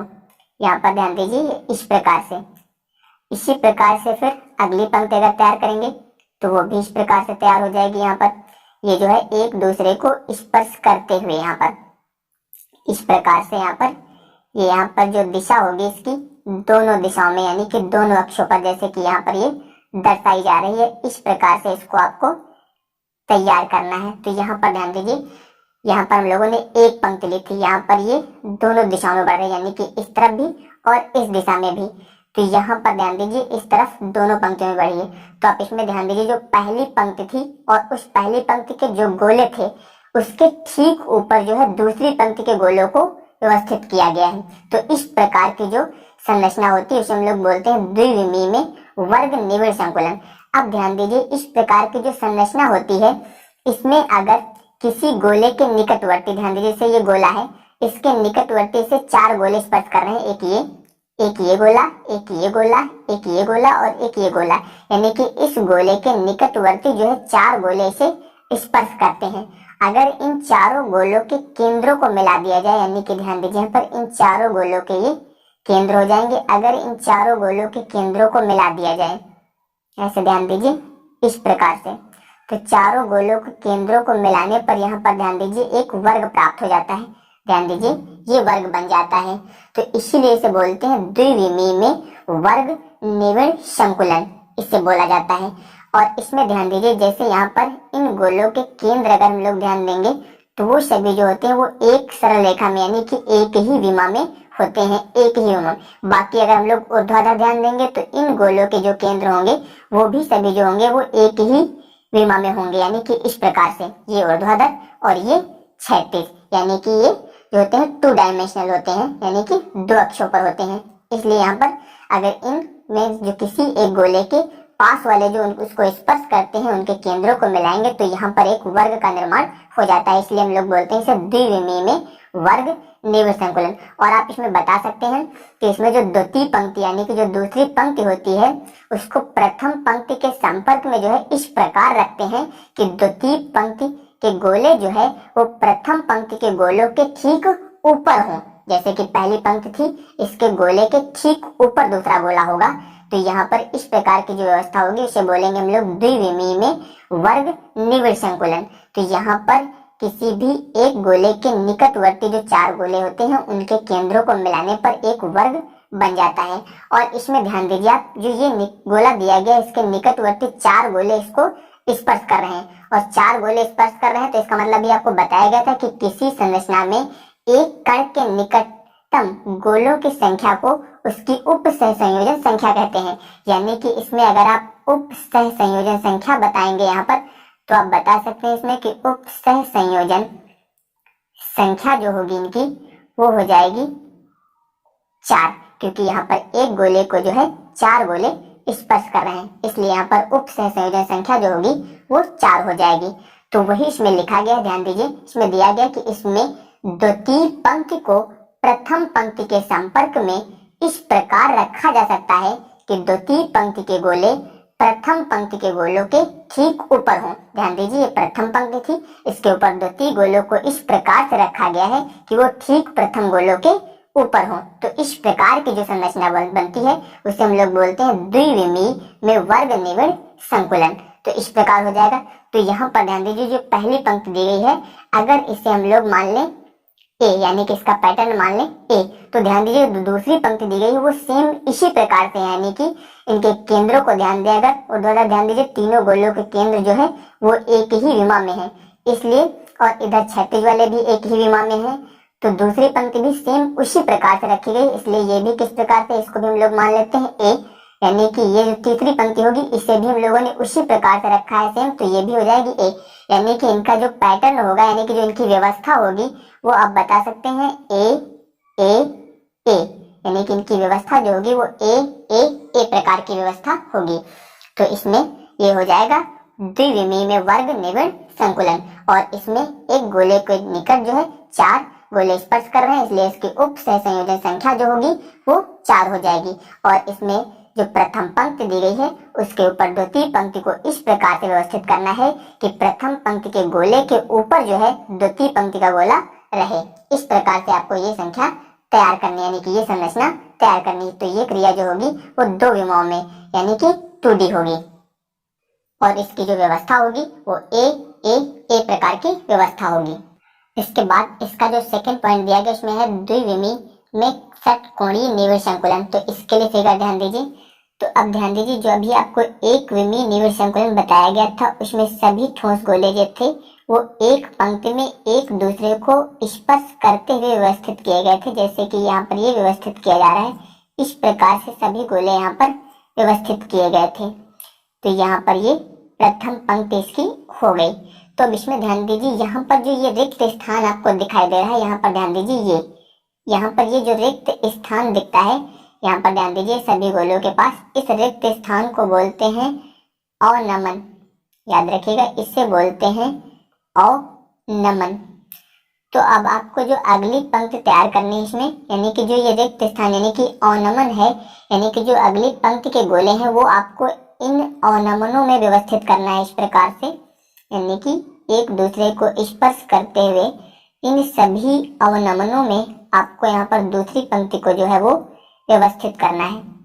जितने भी रिक्त स्थान हैं इन सभी रिक्त स्थानों में आपको यहाँ पर व्यवस्थित कर देना है। ऐसे यहाँ पर जो बनेंगे, तो यहाँ पर जो इनका अवनमन था इसमें आपको गोले जो है व्यवस्थित करना है। तो इस प्रकार की जो संरचना होती है उसे बोलते हैं हम लोग द्विविमीय षटकोणीय निविड़ संकुलन। तो यहाँ पर जितने भी अवनमन होते हैं उन सभी में आपको गोलों को व्यवस्थित करना है, जैसे कि यहाँ पर ये फिगर में दिखाया जा रहा है। ध्यान दीजिए, इस प्रकार से आप इन गोलों को इसमें व्यवस्थित कर सकते हैं। सभी गोलों को आपको इस प्रकार से व्यवस्थित करना है यहाँ पर। तो अब इसमें ध्यान दीजिए, इसमें भी किसी भी निकटवर्ती गोले, जैसे कि यहाँ पर ध्यान दीजिए ये गोला दिया गया, इसके निकटवर्ती जितने भी गोले स्पर्श करते हैं, ध्यान दीजिए यहाँ पर 1 2 3 4 5 6, यानी कि इस गोले को 6 गोले जो है स्पर्श कर रहे हैं। यानी कि यहाँ पर आप इसकी उप सह संयोजन संख्या बता सकते हैं। तो यहाँ पर इसकी उप सह संयोजन संख्या जो होगी वो हो जाएगी 6, क्योंकि यहाँ पर एक गोले को जो है उसके निकटवर्ती 6 गोले स्पर्श करते हैं। तो उसके निकट 6 गोले दिए गए हैं, इसलिए इसकी उप सह संयोजन संख्या जो होगी वो 6 होगी। अब इसमें ध्यान दीजिए, इसको जो गोले स्पर्श कर रहे हैं अगर उन सभी गोले के केंद्रों को मिला दिया जाए, यानी कि ध्यान दीजिए यहाँ पर जितने भी गोले हैं इन सभी गोलों के केंद्र को आपको मिला देना है इस प्रकार से। तो यहाँ पर ध्यान दीजिए ये एक षटभुज बन जाएगा यहाँ पर, यानी कि षटकोणीय आकृति बन जाएगी इसमें। इसलिए इसे बोलते हैं द्विविमीय षटकोणीय निविड़ संकुलन। यहाँ पर एक गोले को जो है उसके निकटवर्ती 6 गोले स्पर्श करते हैं, इसलिए इसकी उप सह संयोजन संख्या जो होगी वो 6 होगी और इन सभी गोलों को केंद्रों को मिलाने पर एक षटकोणीय आकृति यानी कि षटभुज प्राप्त हो जाता है। तो इसमें आप बता सकते हैं कि इसमें जो द्वितीय पंक्ति है उसको प्रथम पंक्ति के संपर्क में जो है इस प्रकार से आपको रखना है कि इसमें जो अवनमन है वो ठीक से आ जाए, यानी कि जितने भी इस पंक्ति में अवनमन दिए गए उसमें गोले जो है वो ठीक से उपस्थित हो जाए, यानी कि आ जाए। तो वही इसमें दिया गया है कि इसमें द्वितीय पंक्ति जो है इस प्रकार से प्रथम पंक्ति के संपर्क में आपको व्यवस्थित करना है कि द्वितीय पंक्ति के गोले प्रथम पंक्ति के अवनमनों में ठीक से आ जाए, यानी कि जो भी अवनमन दिए गए हैं उसमें द्वितीय पंक्ति के गोले जो है ठीक से व्यवस्थित हो जाएं। तो वही इसमें बताया गया है कि इसमें द्वितीय पंक्ति को प्रथम पंक्ति के संपर्क में इस प्रकार रखा जा सकता है कि द्वितीय पंक्ति के गोले प्रथम पंक्ति के अवनमनों में ठीक से आ जाएं। तो यहाँ से इस प्रकार की आकृति यानी कि संरचना प्राप्त हो जाती है। और इसमें ध्यान दीजिए, यदि पहली पंक्ति को यहाँ पर हम लोग मान लें इसको ए, तो यहाँ पर ये दूसरी पंक्ति जो है ये अलग प्रकार की होगी क्योंकि इनको अवनमन में रखा गया है, इसलिए इसको हम लोग मान लेंगे बी प्रकार की व्यवस्था। बाकी इसके बाद जो अगली पंक्ति होगी ध्यान दीजिए उसका केंद्र और पहली पंक्ति का केंद्र, इन दोनों के केंद्र जो होंगे वो एक सरल रेखा में होंगे, यानी कि एक विमा में होंगे, इसलिए इसकी व्यवस्था जो होगी वो भी किस प्रकार की होगी, एक ही, और इसके बाद वाली जो पंक्ति होगी वो ध्यान दीजिए उसका केंद्र और बी वाले के केंद्र ये दोनों भी एक ही विमा में होंगे, यानी कि इसका क्रम किस प्रकार का होगा, बी। तो इसे बता सकते हैं आप, इसकी व्यवस्था जो होगी वो ए बी इस पैटर्न की होगी, यानी कि इसकी व्यवस्था ए बी पैटर्न की हो जाएगी। तो इसे हम लोग बोलते हैं द्विविम में षटकोणीय निविड़ संकुलन। तो अब इसके बाद इसमें त्रिविमीय निविड़ संकुलन। तो जिस प्रकार अभी आपको द्विविमीय निविड़ संकुलन बताया गया था उसी प्रकार अब इसमें भी ध्यान दीजिए, जो त्रिविमीय निविड़ संकुलन होता है ये भी दो प्रकार से इसे व्यक्त किया जा सकता है। तो वही लिखा गया है कि इसे निम्नलिखित प्रकार से व्यक्त किया जा सकता है। तो इसमें ध्यान दीजिए, पहला है द्विविम वर्ग निविड़ संकुलित परतों से त्रिविम निविड़ संकुलन, यानी कि जो अभी आपको ये बताया गया था कि द्विविमीय में वर्ग निविड़ संकुलन, तो उसकी सहायता से यानी कि उसकी परतों से जो हम लोग अब यहाँ पर त्रिविम निविड़ संकुलन बनाएंगे। तो अब ध्यान दीजिए, पहले इसका आप फिगर पूरा समझ लीजिए, उसके बाद फिर आपको यहाँ पर थ्योरी बताऊंगा। तो अब ध्यान दीजिए इसमें, तो इसके लिए ध्यान दीजिए, सबसे पहले हम लोग एक विमीय निविड़ संकुलन की संरचना यहाँ पर तैयार करेंगे। तो अब ध्यान से देखिए, एक विमीय निविड़ संकुलन के लिए यहाँ पर हम ठोस गोलों को जो है एक पंक्ति में जो है स्पर्श करते हुए रखते हैं और इस प्रकार इनको व्यवस्थित करना है कि इनके केंद्र जो है वो एक ही रेखा में हो। तो यहाँ पर ध्यान दीजिए, ये हम लोगों ने एक विमीय निविड़ संकुलन की संरचना यहाँ पर तैयार कर ली, यानी कि इन सभी के केंद्र जो होंगे वो एक ही विमा में यानी कि एक ही दिशा में, या फिर आप कह सकते हैं किसी एक ही अक्ष पर होते हैं। तो ये आपको बताया गया था एक विमीय निविड़ संकुलन में। इसके बाद आपको बताया गया था द्विविमीय, तो द्विविमीय में बताया गया था आपको, द्विविमीय में आपको दो बताए गए थे, एक वर्ग निविड़ संकुलन और दूसरा बताया गया था षटकोणीय निविड़ संकुलन।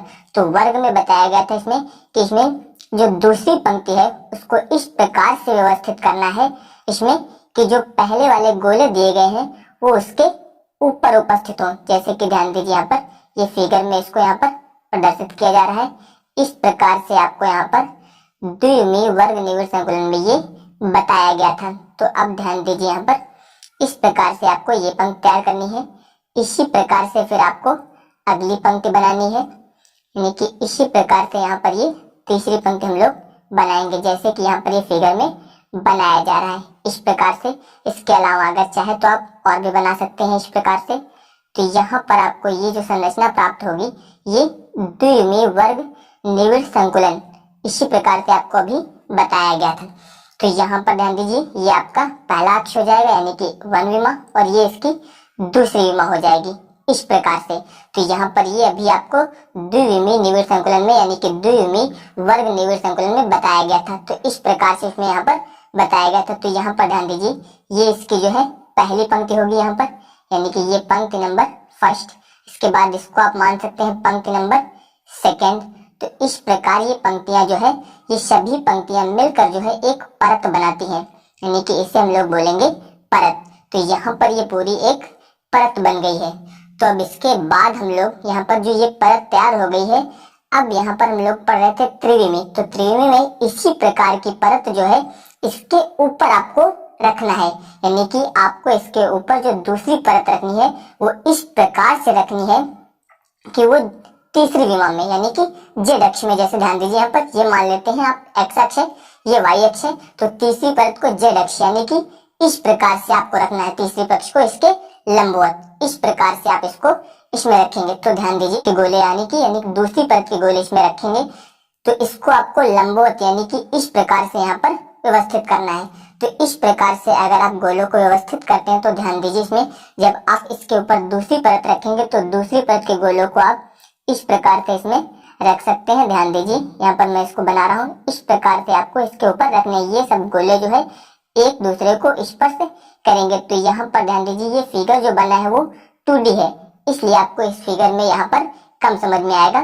तो इसके लिए यहाँ पर ध्यान दीजिए, आपको ये जो साइड में फिगर दिखाया जा रहा है इसमें आप देख सकते हैं जिस प्रकार ये ऊपर आकृति बनाई गई है, इसमें आप देख सकते हैं इसमें जो गोले दिए गए हैं वो एक के ऊपर जो है परत रखी गई है, यानी कि सेम यहाँ पर जो आकृति प्राप्त हो रही है वो 3D आकृति है, यानी कि इसको जब हम लोग तैयार करेंगे तो इस प्रकार की आकृति प्राप्त होगी।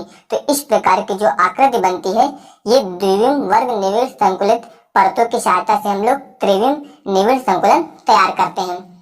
तो इसके लिए ध्यान दीजिए, यहाँ पर जो थ्योरी लिखी जाएगी वो मैं आपको यहाँ पर बता दे रहा हूँ। अगर आप नोट करना चाहते हैं तो इसे कहीं पर नोट कर सकते हैं। तो ध्यान दीजिए, इसके लिए आप बताएंगे यहाँ पर, तो इसमें आप बताएंगे कि दूसरी परत को, यानी कि जो दूसरी परत इसके ऊपर रखनी है, तो उस परत को जो है पहली परत पर इस प्रकार से रखा जाता है कि ऊपरी परत के गोलों की जो पहली परत के गोले हैं वो ठीक उसके ऊपर आ जाए। यानी कि जो हम लोग दूसरी परत रखेंगे वो इसके पहले वाले जो गोले हैं उसके ठीक ऊपर, जैसे कि यहाँ पर ये दिखाया जा रहा है, इस प्रकार से इसके ठीक ऊपर ये गोले जो है वो आ जाए। इस प्रकार से आपको इस पंक्ति को व्यवस्थित करना है कि इसके ऊपर ठीक से जो है वो गोले आ जाएं।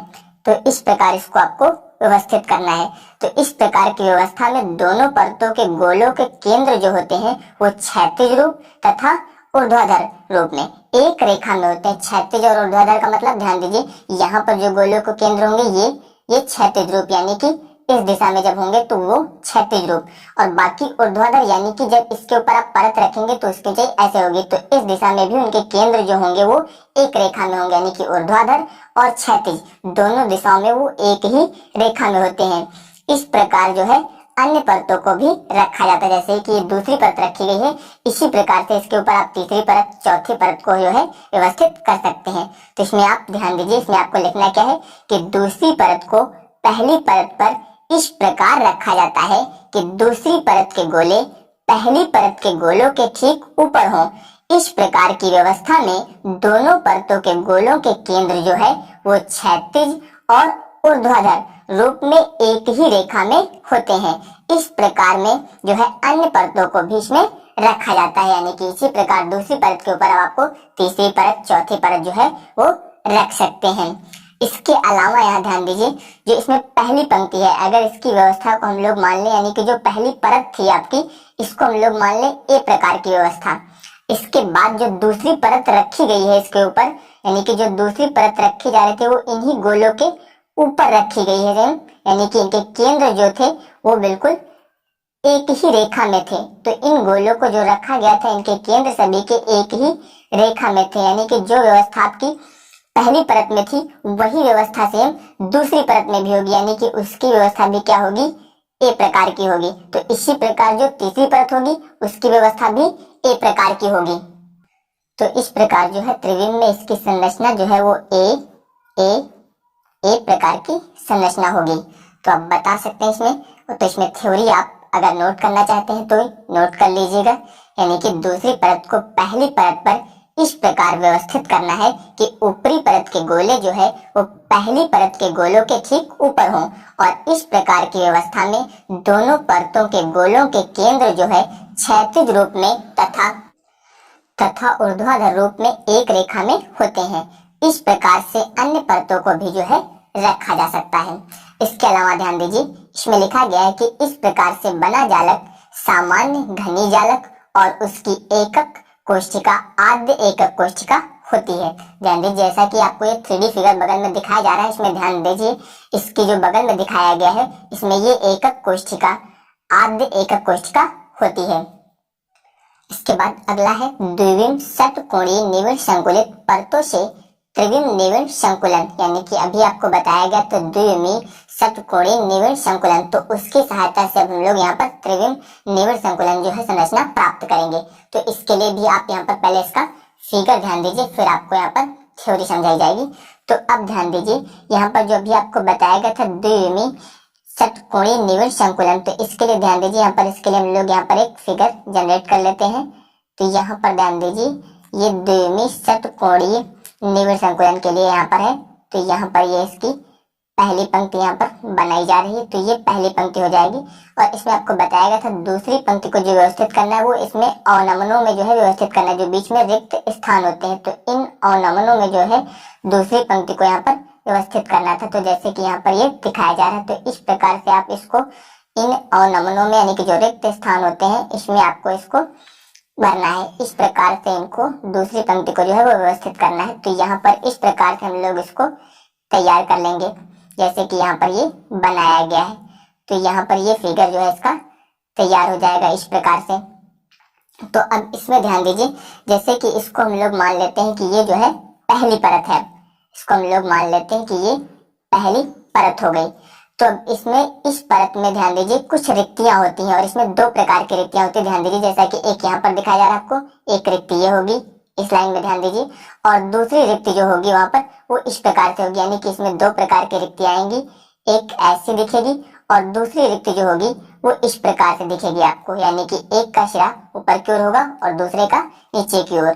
इस प्रकार से आपको इसमें दो रिक्तियां जो है वो देखने को मिलेंगी। यानी कि ध्यान दीजिए यहाँ पर जो ये रिक्ति बनेगी ऐसे, इसका सिरा ये वाला होगा और इसके बाद जो ये वाली रिक्ति बनेगी इस जगह पर, इसका सिरा इस प्रकार से होगा। तो इसमें ध्यान दीजिए इसका ये 3D फिगर दिखाया जा रहा है इसमें।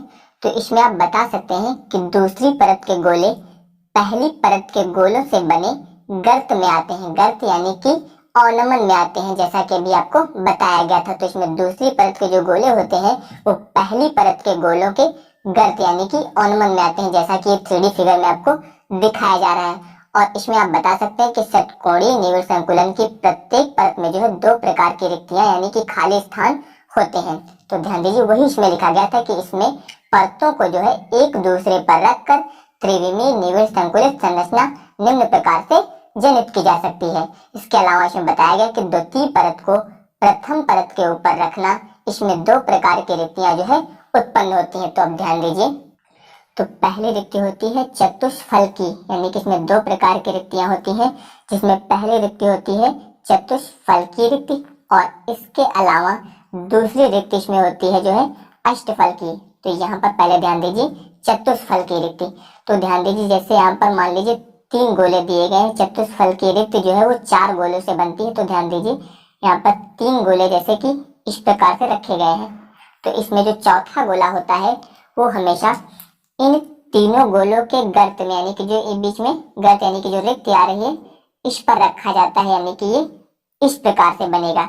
तो इसका 3D फिगर जो है यहाँ पर देख सकते हैं, जैसा कि आपको दिखाया जा रहा है। तो इस प्रकार से यहाँ पर ये संरचना प्राप्त होती है। तो ये संरचना जो होती है वो चतुष्फलकीय रिक्ति होती है। इसके अलावा आप इसे दूसरे प्रकार से भी बना सकते हैं। ध्यान दीजिए जैसे कि मान लीजिए इसमें एक गोला जो है वो पहले रखा गया हो, इसके अलावा इसके ऊपर जो है वो 3 गोले इसमें रखे गए हो, जैसा कि यहाँ पर ये फिगर में दिखाया जा रहा है। तो ध्यान दीजिए ये रिक्ति जो होती है यहाँ पर ये भी जो होती है वो चतुष्फल की रिक्ति होती है, यानी कि यहाँ पर जो आएगी इस प्रकार जो बीच में जो ये रिक्ति आती है इसे हम लोग बोलते हैं चतुष्फल की रिक्ति। तो यहाँ पर ये रिक्ति जो है चतुष्फल की होगी, यानी कि चतुष्फल की रिक्ति जो होती है वो 4 गोलों से मिलकर बनती है। इसमें चाहे तो 3 गोले नीचे रखे गए हो और एक गोला उसके ऊपर रखा गया हो, या फिर एक गोला नीचे रखा गया हो उसके ऊपर 3 गोले रखे गए हो। तो ये रिक्ति जो होती है वो चतुष्फल की रिक्ति होती है, जैसा कि अभी आपको यहाँ पर 3D फिगर दिखाया गया था। इसके अलावा दूसरी रिक्ति जो होती है वो होती है अष्टफल की रिक्ति। तो ध्यान दीजिए यहाँ पर दूसरी रिक्ति जो होगी वो होगी अष्टफल की रिक्ति। तो अष्टफल की रिक्ति के लिए ध्यान दीजिए यहाँ पर अष्टफल की रिक्ति जो होती है वो 6 गोलों से बनती है, जैसे कि यहाँ पर अभी ध्यान दीजिए आप, यहाँ पर ये पहला गोला, ये दूसरा गोला, इसके बाद ये तीसरा गोला, इस प्रकार से हुआ। इसके बाद यहाँ पर इनके ऊपर जो है आपको फिर से यहाँ पर 3 गोले रखने हैं। तो अब ध्यान दीजिए यहाँ पर जैसे 3 गोले रखे गए हैं, तो यहाँ पर आपको ये एक गोला, इसके बाद ये इधर दूसरा गोला और ये यहाँ पर ये तीसरा गोला, यानी कि जब 3 गोलों के ऊपर 3 गोले और रखे जाते हैं तो इस प्रकार की जो रिक्ति होती है वो अष्टफलकी होती है। तो ध्यान दीजिए अगर पहले वाले जो नीचे गोले रखे गए थे इनके केंद्रों को हम लोग मिलाएंगे तो वो इस प्रकार से आकृति बनेगी। इनके केंद्रों को जो नीचे गोले रखे गए थे ध्यान दीजिए इस प्रकार से, और इसके बाद जो गोले ऊपर रखे गए अगर इसके केंद्रों को मिलाएंगे तो इस प्रकार की आकृति जो है वो प्राप्त होगी। तो इससे हम लोग बोलते हैं अष्टफल की रिक्ति। तो इसमें ये होगी। तो अष्टफल की रिक्ति जो होती है वो 6 गोलों से मिलकर बनती है और चतुष्फल की रिक्ति जो होती है वो 4 गोलों से मिलकर बनती है। तो इसके बाद ध्यान दीजिए इसमें दिया गया कि तृतीय परत को द्वितीय परत पर रखना, इससे अष्टफल की रिक्तियों का आच्छादन होता है। यानी कि अभी आपको अष्टफल की रिक्ति बताई गई थी, तो जब हम लोग तृतीय पंक्ति को जो है द्वितीय पंक्ति के ऊपर रखते हैं तो इससे जो है अष्टफल की रिक्तियों का जो है आच्छादन होता है, जिसके परिणाम स्वरूप जो है घनीय निविड़ संकुलित यानी कि CCP अथवा फलक केंद्रित घनी संरचना जो है बनती है। तो जैसा कि यहाँ पर ये 3D फिगर इसका दिखाया जा रहा है। तो इसमें ध्यान दीजिए, यही इसमें बताया गया है कि अष्टफल के रिक्तियों का आच्छादन जो है वो तृतीय परत को दूसरी परत के ऊपर रखकर किया जाता है, जिसके परिणाम स्वरूप हम लोगों को घनीय निविड़ संकुलित यानी कि सीसीपी अथवा फलक केंद्रित घनीय संरचना जो है वो बनती है। अब इसके बाद ध्यान दीजिए, इसमें है क्रिस्टलों में दोष। तो क्रिस्टलों में दोष का मतलब यहाँ पर यह है कि अगर किसी क्रिस्टल में सभी अवयवी कणों की व्यवस्था जो है उसी प्रकार से है जैसे होनी चाहिए, तो उसे बोला जाता है आदर्श क्रिस्टल व्यवस्था। लेकिन अगर उस व्यवस्था में किसी प्रकार का विचलन है तो उसे बोलते हैं क्रिस्टल में दोष। तो वही यहाँ पे लिखा गया कि क्रिस्टलों में दोष अवयवी कणों की अव्यवस्था अथवा निश्चित स्थान छोड़ने अथवा अशुद्ध की उपस्थिति के कारण उत्पन्न होता है। तो दोष जो है, याद रखिएगा, दोष जो है दो प्रकार के होते हैं। तो यहाँ पर ध्यान दीजिए पहले दोष के बारे में। दोष जो होते हैं वो दो प्रकार के होते हैं। अब आपको ध्यान रखना है कि दोष कौन कौन से होते हैं। तो दो प्रकार के दोष होते हैं। इसमें ध्यान दीजिए, यहाँ पर इसका एक ग्राफ प्रदर्शित किया जा रहा है। तो दोष पहले आप यहाँ पर दिखाएंगे, दो प्रकार के होते हैं। एक होता है आपका बिंदु दोष, याद रखिएगा, एक होता है आपका बिंदु दोष और दूसरा होता है रेखीय दोष। बिंदु दोष और दूसरा हो जाएगा रेखीय दोष।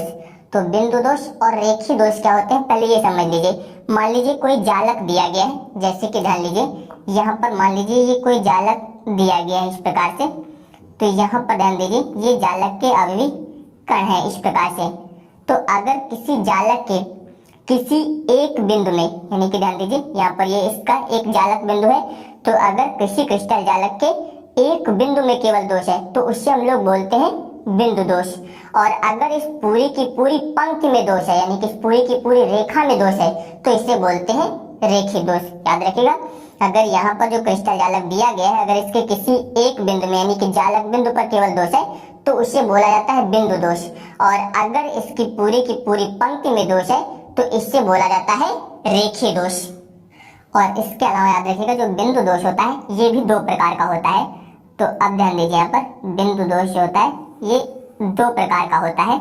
ध्यान दीजिए, एक होता है रस समीकरण मिति दोष। ध्यान दीजिए, रस समीकरण मिति दोष एक ये होता है रस समीकरण मिति दोष, और दूसरा होता है आरस समीकरण मिति दोष। इस प्रकार से लिखते हैं इसको, आरस समीकरण मिति दोष। तो बिंदु दोष जो होते हैं वो दो प्रकार के होते हैं, एक रस समीकरण मिति दोष, इसके अलावा होता है आरस समीकरण मिति दोष। इस प्रकार से हो जाएंगे। अब इसके अलावा भी ध्यान दीजिए, यहाँ पर जो ये दोष है आपका रस समीकरण मिति दोष, ये दोष जो है चार प्रकार का होता है। अब ध्यान दीजिए यहाँ पर रस समीकरण मिति दोष जो है ये चार प्रकार का होगा। ध्यान दीजिए, एक होता है आपका शाटकी दोष। यहाँ पर ध्यान दीजिए, एक होगा शाटकी दोष। इसके अलावा दूसरा होता है रिक्तिका दोष, रिक्तिका दोष। और इसके अलावा तीसरा होता है फ्रेंकल दोष, फ्रेंकल दोष। और इसके बाद ध्यान दीजिए चौथा होता है अंतराकाशी दोष, अंतराकाशी दोष। तो यहाँ पर रस समीकरण मिति दोष जो है ये चार प्रकार के हो जाएंगे। इसके अलावा ध्यान दीजिए यहाँ पर जो ये दिए गए हैं आरस समीकरण मिति दोष, इसके बारे में ध्यान दीजिए। यहाँ पर ये होते हैं धातु आधिक्य दोष। यहाँ पर ये इसके प्रकार दिए गए, धातु आधिक्य दोष ये होता है। इसके अलावा होता है धातु न्यूनता दोष, धातु न्यूनता दोष। और इसके बाद होता है अशुद्धि दोष। यहाँ पर लिखेंगे आप अशुद्धि दोष। तो अब ध्यान दीजिए, यहाँ पर पूरा दोष के बारे में आपको बताया गया है कि क्रिस्टलों में दोष जो है वो अवयवी कणों की अव्यवस्था के कारण उत्पन्न होता है। और इसके अलावा आपको बताया गया कि दोष जो है दो प्रकार के होते हैं, बिंदु दोष और रेखीय दोष। बिंदु दोष का मतलब बताया गया आपको कि क्रिस्टल जालक के अगर किसी एक जालक बिंदु में केवल दोष है यानी कि अव्यवस्था है तो उसे हम लोग बोलते हैं बिंदु दोष। अगर उस पूरी की पूरी पंक्ति में दोष है यानी कि जो जालक क्रिस्टल दिया गया अगर उसकी पूरी की पूरी पंक्ति में दोष है तो उसे बोलते हैं रेखीय दोष। इसके अलावा आपको बताएगा कि बिंदु दोष जो है वो दो प्रकार के होते हैं। एक होता है रस समीकरण मिति दोष और दूसरा होता है आरस समीकरण मिति दोष। इसके अलावा आपको बताया गया कि रस समीकरण मिति दोष जो है ये 4 प्रकार के होते हैं। साटकी दोष, इसके अलावा रिक्तिका दोष, फ्रेंकल दोष और अंतराकाशी दोष। और इसके बाद आरस समीकरण मिति दोष ये होते हैं धातु आधिक्य दोष, धातु न्यूनता दोष और अशुद्धि दोष। तो अब यहाँ पर हम लोग सभी दोषों के बारे में डिटेल से पढ़ेंगे। तो सबसे पहले ध्यान दीजिए बिंदु दोष क्या होता है। तो यहाँ पर ध्यान दीजिए बिंदु दोष को परिभाषित किया गया है कि अवयवी कणों की सामान्य आवर्ती व्यवस्था में विचलन से उत्पन्न दोष बिंदु दोष कहलाते हैं। इसके अलावा ध्यान दीजिए रेखीय दोष, इसके बारे में बता सकते हैं कि जालक बिंदुओं की पूर्ण पंक्तियों में दोष हो तो उसे रेखीय दोष कहते हैं। अब इसके बाद यहाँ पर हम लोग बिंदु दोष के प्रकार पढ़ेंगे। तो ध्यान दीजिए, तो अब इसमें पहले ध्यान दीजिए रस समीकरण मिति दोष। तो रस समीकरण मिति दोष के बारे में याद रखिएगा कि यह वह दोष होता है जिसमें दोष के पहले और दोष के बाद धनायनों तथा ऋणायनों का अनुपात जो है वो बराबर रहता है। जैसे कि मान लीजिए दोष के पहले यानी कि यहाँ पर आपको दोष के पहले बता दिया जाए कि जो सोडियम है यानी कि Na+ इसकी मात्रा 5 और Cl- इसकी मात्रा 5 यानी कि दोनों का अनुपात कितना है 5:5। अगर इसको हम लोग कैंसिल करें तो इसे लिख सकते हैं 5 एकम 5, 5 एकम 5 यानी कि 1:1। और दोष के बाद अगर यहाँ से एक सोडियम निकल जाए यानी कि 4 Na+ हो जाए और यहाँ पर हो जाएगा 4 Cl-। इस प्रकार से तो दोष के बाद अगर ज्ञात करेंगे तो 4:4 यानी कि अगर कैंसिल करेंगे तो 4 एकम 4, यहाँ पर भी 1। तो ध्यान दीजिए दोष के पहले और दोष के बाद दोनों का अनुपात जो है 1:1। तो याद रखिएगा रस समीकरण मिति दोष वह होता है जिसमें दोष के पहले और दोष के बाद धनायनों और ऋणायनों का जो अनुपात होता है वो सदैव बराबर होता है। ये आप लोग याद रखेंगे। तो अब इसमें पहला दोष ध्यान दीजिए साटकी दोष। इसे आप फिगर की सहायता से पहले समझ लीजिए तो आपको ये थ्योरी आसानी से समझ में आ जाएगी। तो अब ध्यान दीजिए पहले यहाँ पर मान लीजिए ये एक आयनिक क्रिस्टल आपको दिया गया है। इस प्रकार से ध्यान दीजिए यहाँ पर ये एक आयनिक क्रिस्टल आपको बनाना है। तो आयनिक क्रिस्टल बनाने के लिए संरचना ध्यान दीजिए जैसे कि मान लीजिए यहाँ पर है A+, इसके बाद B-, फिर A+, B-, A+। इस प्रकार से आयनिक संरचना आपको तैयार करनी। ध्यान दीजिए यहाँ पर A+ था तो अब की बार यहाँ पर B- होगा, यहाँ पर A+ होगा, B-, A+, यहाँ पर हो जाएगा B-। इसी प्रकार ध्यान दीजिए की बार B- है तो यहाँ पर हो जाएगा A+, B-, A+, B-। यानी कि इस प्रकार से आपको आयनिक संरचना जो है तैयार करनी है। वो आपको ध्यान रखना है कि माइनस वाले के नीचे प्लस वाला होना चाहिए। इस प्रकार से यहाँ पूरी आयनिक संरचना तैयार करेंगे। तो इस आयनिक क्रिस्टल की मदद से आपको यहाँ पर ही साटकी दोष आसानी से समझ में आ जाएगा। तो ध्यान दीजिए यहाँ पर ये धनायन दिए गए हैं और यहाँ पर ये ऋणायन दिया गया है। तो इस दोष में होता क्या है, यहाँ पर जो धनायन होता है, धनायन जो है अपने स्थान से लुप्त हो जाता है यानी कि अपने स्थान से रिक्त हो जाता है। और ये भी याद रखिएगा जितना धनायन इससे रिक्त होता है उतना ही ऋणायन भी इससे रिक्त हो जाता है। जैसे कि मान लीजिए यहाँ से ये धनायन जो है रिक्त हो जाएगा यानी कि यहाँ पर ध्यान दीजिए ये A+ दिया गया, अगर ये अपने स्थान से रिक्त हो जाएगा, रिक्त यानी कि लुप्त हो जाएगा। तो अगर यहाँ से ये धनायन रिक्त होगा तो यहाँ पर इसके रिक्त होने से जितना धनायन इससे रिक्त होता है उतना ही ऋणायन भी इससे रिक्त हो जाएगा। यानी कि आप बता सकते हैं धनायन तथा ऋणायन जो है समान संख्या में यहाँ पर लुप्त हो जाते हैं। और जब धनायन और ऋणायन यहाँ से लुप्त हो जाएंगे यानी कि यहाँ से धनायन लुप्त हो जाएगा और इस स्थान से ऋणायन लुप्त हो जाएगा तो यहाँ पर ये दो रिक्त स्थान आ जाएंगे। तो इन दो रिक्त स्थानों के कारण यहाँ पर जो दोष उत्पन्न होता है इसे ही बोलते हैं साटकी दोष। याद रखिएगा, बता सकते हैं कि वह दोष जिसमें क्रिस्टल में धनायन तथा ऋणायन जो है समान संख्या में अपने स्थानों से रिक्त हो जाते हैं या फिर लुप्त हो जाते हैं। तो इसके कारण जो है यहाँ पर जो ये रिक्त स्थान बनता है इसके कारण उत्पन्न दोष को साटकी दोष कहते हैं। ये आप लोग याद रखेंगे। तो वही यहाँ पे लिखा गया है कि वह दोष जो क्रिस्टल में धनायन तथा ऋणायन के समान संख्या में अपने स्थानों से लुप्त होने के कारण निर्मित रिक्त स्थानों के कारण होता है, साटकी दोष कहलाता है। तो इस प्रकार से आप इसे परिभाषित कर सकते हैं। तो याद रखिएगा इसमें जिस मात्रा में धनायन लुप्त होंगे उसी अनुपात में यहाँ पर जो है ऋणायन भी लुप्त होते हैं, क्योंकि अभी आपको बताया गया रस समीकरण मिति दोष में कि इसमें धनायनों और ऋणायनों का अनुपात जो होता है वो दोष के पहले और दोष के पश्चात जो है समान होता है। अब इसके बाद ध्यान दीजिए दूसरा रिक्तिका दोष। रिक्तिका दोष के लिए ध्यान दीजिए, मान लीजिए यहाँ पर ये अवयवी कणों की एक संरचना दी गई है। इस प्रकार से यहाँ पर ध्यान दीजिए, ये अवयवी कणों की एक संरचना है। यहाँ पर जो संरचना ली गई है अभी ये आदर्श संरचना है। यहाँ पर ये जो है अवयवी कण इस प्रकार से दिए गए हैं। तो जब यहाँ पर जो अवयवी कण दिए गए हैं इसमें से अवयवी कण जो होते हैं, कुछ अवयवी कण जो है वो लुप्त हो जाते हैं, यानी कि बाहर निकल जाते हैं। जब बाहर निकल जाते हैं तो यहाँ पर जो है रिक्त स्थान हो जाता है। ध्यान दीजिए, यहाँ से अवयवी कण बाहर निकल गया, यहाँ से अवयवी कण बाहर निकल गया। तो जब ये बाहर निकल जाते हैं तो यहाँ पर रिक्त स्थान हो जाते हैं। तो अब ध्यान दीजिए, यहाँ पर जो ये अवयवी कणों की संरचना दी गई थी, अब ध्यान दीजिए यहाँ से दो अवयवी कण बाहर निकल गए। तो इसकी संरचना का ध्यान दीजिए आयतन वही है जो पहले था, लेकिन यहाँ से जब कण निकल जाएंगे तो कण निकलने पर यहाँ पर ध्यान दीजिए दो कण निकल गए तो इसका द्रव्यमान कम हो जाएगा। और जब द्रव्यमान कम हो जाता है तो इस द्रव्यमान की कमी के कारण जो है घनत्व तो कम हो जाता है, क्योंकि याद रखिएगा सूत्र होता है घनत्व बराबर द्रव्यमान। याद रखना आपको सूत्र, घनत्व बराबर होता है द्रव्यमान बटे आयतन। ये सूत्र होता है घनत्व बराबर द्रव्यमान बटे आयतन। तो आयतन जितना पहले था वही बाद में भी रहेगा, क्योंकि यहाँ पर जो है इसमें से दो अवयवी कण लुप्त हो गए हैं, यानी कि बाहर निकल गए हैं। तो जब निकल जाते हैं तो यहाँ पर ये रिक्त स्थान हो जाता है। तो अवयवी कण बाहर निकलने का द्रव्यमान कम हो जाता है, लेकिन आयतन में कोई कमी नहीं होती है। और जब द्रव्यमान कम हो जाता है तो द्रव्यमान की कमी के कारण यहाँ पर घनत्व भी जो है वो कम हो जाता है।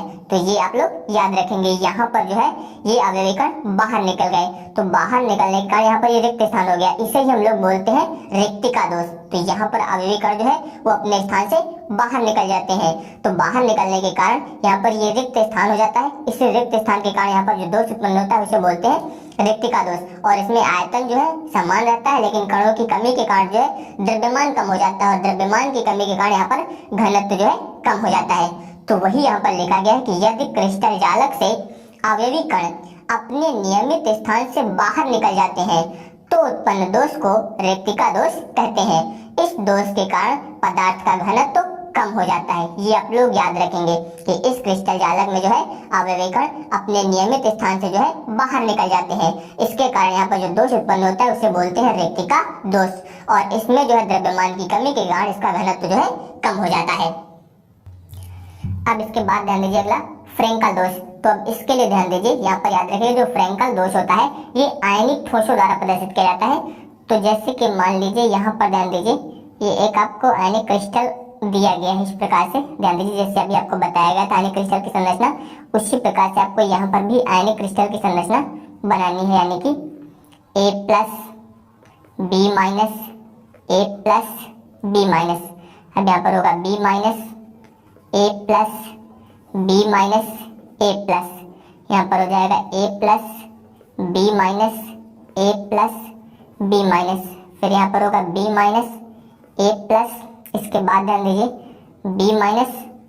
तो यहाँ पर याद रखिएगा A+ है तो यहाँ पर B- होगा, यहाँ पर भी A+ है तो B- होगा। इस प्रकार से आपको यूज करना है। तो अब ध्यान दीजिए यहाँ पर जो ये क्रिस्टल दिया गया है, अब इस दोष के लिए ध्यान दीजिए, मान लीजिए यहाँ पर ये आपको धनायन दिया गया, तो ये धनायन जो होता है ये अपना स्थान छोड़ देता है। ध्यान दीजिए यहाँ पर ये धनायन जो है अपना स्थान छोड़ देता है, लेकिन जो आयनों के बीच में स्थान होता है, ध्यान दीजिए यहाँ पर ये आयन दिए गए आपको, इन आयनों के बीच में ये जो स्थान दिया गया है ये, तो यहाँ पर जो ये धनायन होते हैं ये अपना स्थान छोड़कर जो यहाँ पर आयनों के बीच का स्थान होता है, इस आयनों के बीच के स्थान को बोलते हैं अंतराकाशीय स्थान। याद रखिएगा इससे बोलते हैं अंतराकाशीय स्थान, या फिर बोल सकते हैं अंतराकाश। यहाँ पर इससे बोला जाता है अंतराकाशीय स्थान। तो ये आयनों के बीच का जो रिक्त स्थान है इससे हम लोग बोलते हैं अंतराकाशीय स्थान। तो इस दोष में होता क्या है, धनायन जो है ये अपने स्थान से यहाँ पर अपना स्थान छोड़ करके जो है अंतराकाश में चले जाते हैं, यानी कि अंतराकाशीय स्थान पर चले जाते हैं। यानी कि ये यहाँ से जो है ये अपना स्थान छोड़ देगा और इस जगह पर आ जाएगा प्लस, तो ये अंतराकाशीय स्थान में आ गया, तो यहाँ पर ये स्थान रिक्त हो गया, तो यहाँ पर रिक्त हो गया, तो यहाँ पर उत्पन्न होता है रिक्तिका दोष, और यहाँ पर ये आ गया तो यहाँ पर उत्पन्न होता है अंतराकाशीय दोष, यानी कि इसमें दोष उत्पन्न हो गया। यहाँ पर जो है रिक्तिका दोष उत्पन्न हो गया और यहाँ पर जो है अंतराकाशीय दोष उत्पन्न हो गया। इसे हम लोग विस्थापन दोष भी बोलते हैं, क्योंकि यहाँ पर जी विस्थापन हो गया इन दोनों में, तो इससे हम लोग विस्थापन दोष भी बोलते हैं। तो याद रखिएगा फ्रैंकल दोष जो है ये आयनिक ठोसों द्वारा प्रदर्शित किया जाता है, और इसमें होता क्या है, इसमें धनायन जो है ये अपना स्थान छोड़कर जो है अंतराकाश में चला जाता है, यानी कि अंतराकाशीय स्थान में जो आयनों के बीच का रिक्त स्थान होता है वहां पर चला जाता है। तो अब ध्यान दीजिए, इसका आयतन जो है जितना पहले था वही अब भी है, और यहाँ पर ध्यान दीजिए ये केवल अपना स्थान परिवर्तित कर रहा है, बाकी बाहर नहीं गया। तो केवल स्थान परिवर्तित करने से द्रव्यमान भी वही रहेगा, तो द्रव्यमान वही रहेगा, तो इसका मतलब घनत्व में भी कोई परिवर्तन नहीं होगा यहाँ पर। तो ये आप लोग याद रखेंगे। तो यहाँ पर याद रखेगा, यहाँ पर आप बता सकते हैं कि ये दोष जो है आयनिक ठोसों द्वारा प्रदर्शित किया जाता है, और इसमें आयन जो है वो अपने वास्तविक स्थान से लुप्त होकर जो है अंतराकाशीय स्थान में चला जाता है, जिससे यहाँ पर वास्तविक स्थान पर जो है रिक्तिका दोष और इसके अलावा नए स्थान पर जो है अंतराकाशीय दोष उत्पन्न हो जाता है। इस प्रकार आप यहाँ पर बता सकते हैं। तो अब ध्यान दीजिए, यहाँ पर वही यहाँ पर लिखा गया है कि यह दोष भी साधारणतः आयनिक ठोसों द्वारा प्रदर्शित किया जाता है। इसमें लघुत्तर आयन अपने वास्तविक स्थान से लुप्त होकर अंतर आकाश में चला जाता है, जिससे वास्तविक स्थान पर रिक्तिका दोष तथा नए स्थान पर अंतराकाशीय दोष उत्पन्न हो जाते हैं। अतः इसे विस्थापन दोष भी कहते हैं। इस प्रकार आप इसके बारे में बता सकते हैं। अब इसके बाद ध्यान दीजिए, अगला है यहाँ पर अंतराकाशीय दोष। तो अब इसके लिए पहले फिगर ध्यान दीजिए, यहाँ पर ध्यान दीजिए, मान लीजिए यहाँ पर ये अवयवी कणों की संरचना दी गई है। इस प्रकार से ये आदर्श व्यवस्था यहाँ पर ली गई है, ये अवयवी कणों की संरचना दी गई है यहाँ पर इस प्रकार से। तो अब ध्यान दीजिए, यहाँ पर जो अवयवी कण दिए गए हैं इनके बीच में जो रिक्त स्थान, ध्यान दीजिए ये अवयवी कण है, इनके बीच में ये यहाँ पर रिक्त स्थान है, तो इसमें बाहर से जो है यहाँ पर इस रिक्त स्थान में जो है अवयवी कण आ जाते हैं। तो इस रिक्त स्थान में अवयवी कण आ जाते हैं, ध्यान दीजिए यहाँ पर अवयवी कण जो है बाहर से आ रहे हैं। इसके अलावा जो रिक्तिका दोष आपको बताया गया था उसमें अवयवी कण जो थे वो अपना स्थान छोड़कर बाहर जा रहे थे, इसमें बाहर से अवयवी कण रिक्त स्थान में आ जाते हैं। तो ध्यान दीजिए यहाँ पर जब रिक्त स्थान में बाहर चले जाते हैं तो इसके कारण जो दोष उत्पन्न होता है उसे बोलते हैं अंतराकाशीय दोष, क्योंकि यहाँ पर जो बीच का रिक्त स्थान होता है इसे हम लोग बोलते हैं अंतराकाशीय स्थान। तो यहाँ पर जो है इस अंतराकाशीय स्थान में जो है अवयवी कण आ जाते हैं, और अवयवी कण जब बाहर से आ जाते हैं तो इसे बोलते हैं अंतराकाशीय दोष। और अब यहाँ पर ध्यान दीजिए, इसका आयतन जो है जितना पहले था वही अब भी है, यानी कि आयतन जो पहले था दोष के पहले वही दोष के बाद भी रहेगा। लेकिन ध्यान दीजिए यहाँ पर अवयवी कणों की संख्या बढ़ गई। जब अवयवी कणों की संख्या बढ़ जाएगी तो इसका द्रव्यमान बढ़ जाएगा, और द्रव्यमान बढ़ने से इसका घनत्व तो बढ़ जाएगा। तो अब याद रखिएगा यहाँ पर, क्योंकि अभी आपको बताया गया घनत्व तो बराबर होता है द्रव्यमान और बटे में होता है आयतन। तो इसका मतलब जब द्रव्यमान बढ़ेगा तो द्रव्यमान के बढ़ने से क्या बढ़ जाएगा, घनत्व। और द्रव्यमान क्यों बढ़ रहा है, क्योंकि इसमें रिक्त स्थान जो था इसमें अवयवी कण बढ़ गया। जब अवयवी कण बढ़ जाएगा तो इसका द्रव्यमान बढ़ जाएगा, और द्रव्यमान बढ़ जाएगा तो इसका घनत्व बढ़ जाएगा। तो आप इसमें बता सकते हैं इस दोष में कि जब कुछ अवयवी कण जो है अंतराकाशीय स्थान पर पाए जाते हैं या फिर आ जाते हैं तो जो दोष उत्पन्न होता है उसे बोलते हैं अंतराकाशीय दोष, और इस दोष में जो है पदार्थ का घनत्व बढ़ जाता है। तो वही यहाँ पे लिखा गया है कि जब कुछ अवयवी कण अंतराकाशीय स्थान पर पाए जाते हैं तब उत्पन्न दोष अंतराकाशीय दोष कहलाता है। यह दोष पदार्थ के घनत्व को बढ़ा देता है। इस प्रकार आप इसके बारे में बता सकते हैं। तो आपको यहाँ पर जो है रस समीकरण मिति में 4 प्रकार के दोष बताए गए। इसमें कुछ बातों का ध्यान रखिएगा, जैसे कि ध्यान दीजिए यहाँ पर एक दोष आपको बताया गया है शाटकी दोष। इसके अलावा दूसरा याद रखिएगा फ्रैंकल दोष, शाटकी दोष और इसके अलावा फ्रैंकल दोष। ये दोष जो है, ये दोनों दोष जो है आयनिक ठोस द्वारा प्रदर्शित होते हैं। याद रखिएगा ये दोनों दोष जो है आयनिक ठोस द्वारा प्रदर्शित किए जाते हैं। और इसके अलावा जो दो आपको बताए गए हैं, यानी कि रिक्तिका दोष और रिक्तिका दोष के अलावा एक आपको बताया गया है अंतराकाशीय दोष, अंतराकाशीय दोष। तो ये दोनों दोष जो है वो अन्य आयनिक ठोस द्वारा प्रदर्शित किए जाते हैं। याद रखिएगा अन्य आयनिक ठोस द्वारा। तो ये आपको याद रखना है। यहाँ पर रस समीकरण मिति दोष जो है बताया गया आपको 4 प्रकार के, जिसमें शाटकी दोष और फ्रैंकल दोष, ये दोनों दोष जो है आयनिक ठोस द्वारा प्रदर्शित किए जाते हैं। इसके अलावा रिक्तिका दोष और अंतराकाशीय दोष जो है वो अन्य आयनिक ठोस द्वारा प्रदर्शित किए जाते हैं। अब इसके बाद ध्यान दीजिए रस समीकरण मिति दोष। तो अभी इसके पहले आपको बताया गया था रस समीकरण मिति दोष, जिसमें आपको बताया गया कि इस दोष में जो है दोष के पहले और दोष के बाद धनायनों और ऋणायनों का जो अनुपात होता है वो सदैव बराबर होता है। लेकिन यहाँ पर जो ये दोष है यानी कि रस समीकरण मिति दोष, इसमें धनायनों और ऋणायनों का अनुपात जो है वो बराबर नहीं रहता। याद रखिएगा यहाँ पर कि रस समीकरण मिति दोष में जो है धनायनों और ऋणायनों का अनुपात जो है दोष के पहले और दोष के पश्चात जो है समान नहीं रहता है। तो विषय पहला ध्यान दीजिए, यहाँ पर है धातु आधिक्य दोष। तो धातु आधिक्य दोष को समझने के लिए पहले यहाँ पर आप इसका फिगर ध्यान दीजिए। मान लीजिए यहाँ पर जो है NaCl क्रिस्टल दिया गया है आपको, ध्यान दीजिए यहाँ पर ये सोडियम का एक क्रिस्टल है, इस प्रकार से बनाया जा रहा है। अब इसको ध्यान से देख लीजिए आप, यहाँ पर ये क्रिस्टल हो गया, यहाँ पर सोडियम क्रिस्टल यानी कि Na+Cl-, फिर यहाँ पर हो जाएगा Na+Cl-। इसी प्रकार आप ध्यान दीजिए यहाँ पर होगा Cl-, फिर इसके बाद होगा Na+Cl-, यहाँ पर हो जाएगा Na+, इसके बाद Na+Cl-, Na+Cl-, फिर यहाँ पर होगा Cl-, Na+Cl- और Na+। तो ये यहाँ पर जो है आपको NaCl का क्रिस्टल दिया गया है। NaCl का मतलब होता है सोडियम क्लोराइड यानी कि सादा नमक आप बोल सकते हैं। तो यहाँ पर ये NaCl क्रिस्टल आपको दिया गया है। तो इस NaCl क्रिस्टल में जो है क्षार धातु की वाष्प बोल सकते हैं, क्षार धातु, या फिर आप सोडियम की वाष्प बोल सकते हैं। यानी कि इसमें यहाँ पर जो है इससे हम लोग सोडियम की वाष्प के साथ गर्म करते हैं, यानी कि सोडियम की वाष्प जब यहाँ पर प्रवाहित करेंगे सोडियम की वाष्प। तो अब ध्यान दीजिए यहाँ पर जो सोडियम की वाष्प है, इसमें से जो सोडियम है, सोडियम यहाँ पर जो है ये एक इलेक्ट्रॉन का त्याग करेगा। ध्यान दीजिए यहाँ पर जो सोडियम है यानी कि जो Na दिया गया ये एक इलेक्ट्रॉन का त्याग करेगा, और जब एक इलेक्ट्रॉन का त्याग कर देगा तो यहाँ पर बन जाएगा Na+। ध्यान दीजिए यहाँ पर ये जो सोडियम है ये एक इलेक्ट्रॉन का त्याग करेगा तो यहाँ पर बनेगा Na+, और जब Na+ आयन बन जाएगा तो ये Na+ आयन जो है ये इस Cl- को जो है अपनी ओर आकर्षित करेगा, यानी कि आमंत्रित करेगा अपनी ओर। तो जब यहाँ पर ये इस Cl- को अपनी ओर आकर्षित करेगा या फिर आमंत्रित करेगा, तो अब ध्यान दीजिए यहाँ पर इस प्रकार से यहाँ पर इसके क्रिस्टल व्यवस्था के लिए फिर से ध्यान दीजिए यहाँ पर दूसरे फिगर में उसी प्रकार से यहाँ पर हो जाएगा Na+। अब ये इसको आमंत्रित कर रहा था तो ये यहाँ से इसके पास चला जाएगा, तो ये स्थान यहाँ पर हो गया खाली। यानी कि इसके बाद ध्यान दीजिए Na+Cl-, बाकी की संरचना सेम उसी प्रकार से आपको बनानी है। Cl-, Na+Cl-, Na+, यहाँ पर हो जाएगा Na+Cl-, Na+Cl-, फिर यहाँ पर Cl-, Na+Cl- और Na+। तो अब यहाँ पर ध्यान दीजिए यहाँ से जो Cl- था ये इसके पास आ गया, यानी कि जो यहाँ पर ये सोडियम की वाष्प दी गई थी आपको, इस सोडियम की वाष्प से एक इलेक्ट्रॉन त्याग कर जो है यहाँ पर बना था Na+ आयन, और यहाँ से एक इलेक्ट्रॉन त्याग दिया गया था।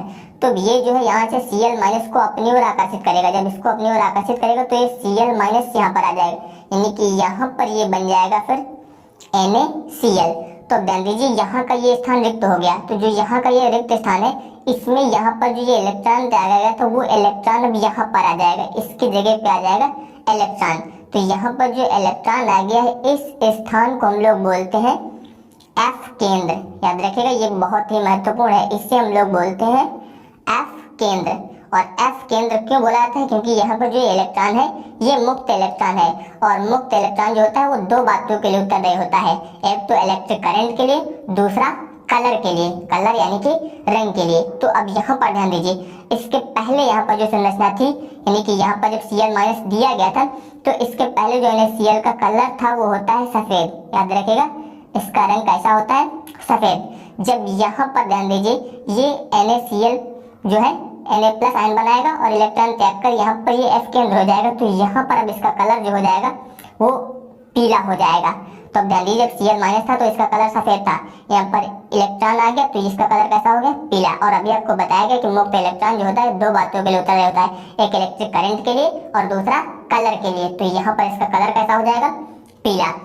अब इसके बाद ध्यान दीजिए, यहाँ पर इस चित्र की सहायता से आप इसमें बता सकते हैं कि जो ये सोडियम क्रिस्टल है यानी कि जो NaCl क्रिस्टल है, इसको हम लोग क्षार धातु की वाष्प या फिर कह सकते हैं सोडियम की वाष्प के साथ गर्म करते हैं तो यहाँ पर जो Na क्रिस्टल होते हैं ये सतह पर जम जाते हैं। इसके अलावा जो Cl माइनस क्रिस्टल होते हैं ये सतह से विसरित हो जाते हैं और विसरित होने के बाद यहाँ पर ये जो है सोडियम परमाणुओं के साथ मिलकर NaCl क्रिस्टल बना देते हैं। इस प्रकार यहाँ पर जो है आप बता सकते हैं कि जब ये NaCl क्रिस्टल बना देते हैं तो यहाँ पर जो रिक्त स्थान होता है इसमें यहाँ पर ये मुक्त इलेक्ट्रॉन जो है इस स्थान को ले लेता है। इसी स्थान को यहाँ पर ले लेने पर ये बनता है F केंद्र। तो यहाँ पर ध्यान दीजिए, यहाँ से एक Cl माइनस जो है बाहर चला गया और जब Cl माइनस बाहर चला गया तो यहाँ पर ध्यान दीजिए धातु अधिक का मतलब ये है कि या तो उसमें धनायनों की संख्या बढ़ा दी जाए यानी कि जो प्लस आयन है उनकी संख्या को बढ़ा दिया जाए, या फिर जो ऋणायन है यानी कि जो माइनस आयन है उनकी संख्या को कम कर दिया जाए। तो यहाँ से जब Cl माइनस बाहर चला गया तो इसका मतलब इसमें ऋणायनों की कमी हो गई और जब ऋणायन की कमी हो गई तो इसका मतलब जो प्लस आयन था उनकी मात्रा बढ़ जाएगी। जब प्लस आयन की मात्रा बढ़ जाएगी तो आप बता सकते हैं कि क्रिस्टल में जो धातु सोडियम है इसका अधिक हो जाएगा और जब धातु सोडियम का अधिक हो जाएगा तो इससे यहाँ पर जो है धातु अधिक दोष उत्पन्न हो जाएगा। तो अब ध्यान दीजिए, वही यहाँ पे लिखा गया है, जब NaCl यानी कि सोडियम क्लोराइड को क्षार धातु की वाष्प में गर्म किया जाता है तो सोडियम परमाणु क्रिस्टल की सतह पर जम जाते हैं तथा क्लोरीन आयन जो है वो क्रिस्टल की सतह से विसरित हो जाते हैं और सोडियम परमाणुओं के साथ मिलकर NaCl देते हैं। ऐसा सोडियम प्लस आयन प्राप्त करने के लिए जो है सोडियम परमाणु से इलेक्ट्रॉन मुक्त हो जाने से होता है। मुक्त इलेक्ट्रॉन क्रिस्टल के ऋणायनिक स्थान को अध्यासित कर लेता है। अयुग्मित इलेक्ट्रॉनों द्वारा भरी जाने वाली इन ऋणायनिक रिक्तियों को F केंद्र कहते हैं। इसके अलावा बताएंगे कि इससे क्रिस्टल में धातु सोडियम का आधिक्य हो जाता है, अतः इसे धातु आधिक्य दोष भी कहते हैं। तो इस प्रकार आप इसके बारे में बता सकते हैं। अब इसके बाद ध्यान दीजिए, धातु न्यूनता दोष। यह दोष परिवर्ती संयोजकता दर्शाने वाली धातुओं के यौगिकों जैसे कि FeO, इसके अलावा FeS, NiO द्वारा दर्शाया जाता है। अब इसके बाद ध्यान दीजिए अशुद्ध दोष। तो अब इसके लिए पहले फिगर ध्यान दीजिए, यहाँ पर अशुद्ध दोष के लिए आपको उदाहरण समझना है। जैसे कि मान लीजिए, ध्यान दीजिए यहाँ पर ये एक NaCl का क्रिस्टल दिया गया आपको इस प्रकार से। यहाँ पर हम लोग मान लेते हैं ये Na plus, Cl minus, Na plus और Cl माइनस, इस प्रकार से यहाँ पर जो है आपको इसकी संरचना दी गई है। तो अब यहाँ पर आप ध्यान से देखिए, पहले क्रिस्टल बना लेंगे आप पूरा इस प्रकार से, Na plus, Cl minus, Na plus, Cl minus, यहाँ पर भी हो जाएगा Cl minus, Na plus, Cl minus और Na प्लस, इतना हुआ। तो अब ध्यान दीजिए, यहाँ पर ये जो सोडियम क्रिस्टल दिया गया है, जब इस सोडियम क्रिस्टल में हम लोग यहाँ पर स्ट्रोंशियम क्लोराइड यानी कि SrCl2 इसकी अशुद्ध मिला देते हैं या फिर कह सकते हैं SrCl2 जो सूक्ष्म मात्रा में मिला देते हैं। तो अब ध्यान दीजिए, यहाँ पर जो SrCl2 है इसमें Sr जो है ये होता है 2 प्लस और जो Cl होता है ये होता है माइनस। तो अब यहाँ पर ध्यान दीजिए, जो आपको ये दिया गया है यहाँ पर Sr2 प्लस, तो अब ध्यान दीजिए ये जो है ये Cl माइनस के दो आयनों को संभाल सकता है और यहाँ पर जो Cl माइनस है ये Na प्लस के एक अणु द्वारा संभाला जाएगा यानी कि Na प्लस और Cl माइनस इसके द्वारा संभाल लेगा और Sr2 प्लस है तो यहाँ पर क्लोरीन के जो है दो आयनों को संभाल लेता है। तो यहाँ पर होता क्या है, इसमें से जो सोडियम परमाणु यानी कि Na प्लस है इसके यहाँ से दो आयन जो है वो गायब हो जाएंगे यानी कि Na प्लस के जो है दो आयन यहाँ से गायब हो जाएंगे यानी कि लुप्त हो जाएंगे। जब यहाँ से Na प्लस के दो आयन लुप्त हो जाएंगे तो यहाँ पर ये जो Sr2 प्लस है ये इस स्थान को आके यहाँ पर ग्रहण कर लेगा यानी कि इसकी जगह पर अब आ जाएगा Sr2 प्लस, क्योंकि ये दो क्लोरीन परमाणुओं को संभाल लेगा इसलिए यहाँ से ये दो गायब हो गए और ये Sr2 प्लस आ गया। तो ध्यान दीजिए ये आया तो एक ही स्थान भरा, एक स्थान यहाँ पर रिक्त रह गया और 2 प्लस आयन यहाँ से गए थे और 2 प्लस आयन आ गए और ये ऐसा इसलिए करते हैं कि वैद्युत उदासीनता जो है बनी रहे। तो अब यहाँ पर ध्यान दीजिए Sr2 प्लस हो गया और Na प्लस दोनों यहाँ से गायब हो गए। तो अब ध्यान दीजिए ये स्थान यहाँ पर रिक्त रह गया। तो अब ये यहाँ पर जो रिक्त संख्या रह गई इसके कारण जो दोष उत्पन्न होता है इसे हम लोग बोलते हैं अशुद्ध दोष। तो वही यहाँ पर ध्यान दीजिए लिखा गया है इसमें कि यह दोष किसी बाह्य आयन की उपस्थिति के कारण होता है। तो बाह्य आयन अभी आपको बताया गया था Sr2+, तो इसकी उपस्थिति के कारण जो है होता है। तो उदाहरण में वही लिखा गया है कि NaCl में SrCl2 की सूक्ष्म मात्रा मिलाने पर कुछ Sr2+ आयन जो है Na+ का स्थान ले लेते हैं, यानी कि Sr2+ आयन जो है वो सोडियम आयन का स्थान ले लेते हैं। अतः उत्पन्न रिक्तियों की संख्या SrCl2 की मात्रा के बराबर होती है। तो इससे हम लोग बोलते हैं अशुद्धि दोष। अब इसके बाद ध्यान दीजिए ठोसों के विद्युतीय गुण। तो इस गुण के आधार पर ठोस जो होते हैं वो 3 प्रकार के होते हैं। याद रखिएगा ठोस जो होते हैं वो कितने प्रकार के होते हैं? 3 प्रकार के होते हैं। ध्यान दीजिए पहला आप बता सकते हैं इसमें चालक, इसके अलावा दूसरा आप बता सकते हैं यहाँ पर अचालक, अचालक या फिर इसे बोलते हैं विद्युत रोधी। याद रखिएगा अचालक या फिर विद्युत रोधी। और इसके अलावा तीसरा यहाँ पर हो जाएगा अर्धचालक। तो यहाँ पर आपको ये बताया गया कि ठोसों के विद्युतीय गुण के आधार पर जो है ठोस 3 प्रकार के होते हैं, चालक, अचालक और इसके अलावा अर्धचालक। अब इन तीनों के बारे में आप समझ लीजिए। चालक, चालक के बारे में आप बता सकते हैं कि चालक वे होते हैं जिनसे विद्युत धारा सुगमता से प्रवाहित की जा सकती है। याद रखिए चालक वे पदार्थ होते हैं जिनसे विद्युत धारा जो है वो सुगमता से प्रवाहित की जा सकती है। इसके अलावा अचालक के बारे में बता सकते हैं, अचालक वे पदार्थ होते हैं जिनसे विद्युत धारा प्रवाहित नहीं की जा सकती है। चालक वे हैं जिनसे विद्युत धारा जो सुगमता से प्रवाहित की जा सकती है और अचालक वे होते हैं जिनसे विद्युत धारा जो सुगमता से प्रवाहित नहीं की जा सकती है। इसके अलावा जो अर्धचालक होते हैं, अर्धचालक के बारे में आप बता सकते हैं कि ये कुछ स्थितियों में जो है चालक की भांति व्यवहार करते हैं, यानी कि कुछ स्थितियों में जो है इनसे विद्युत धारा प्रवाहित की जा सकती है।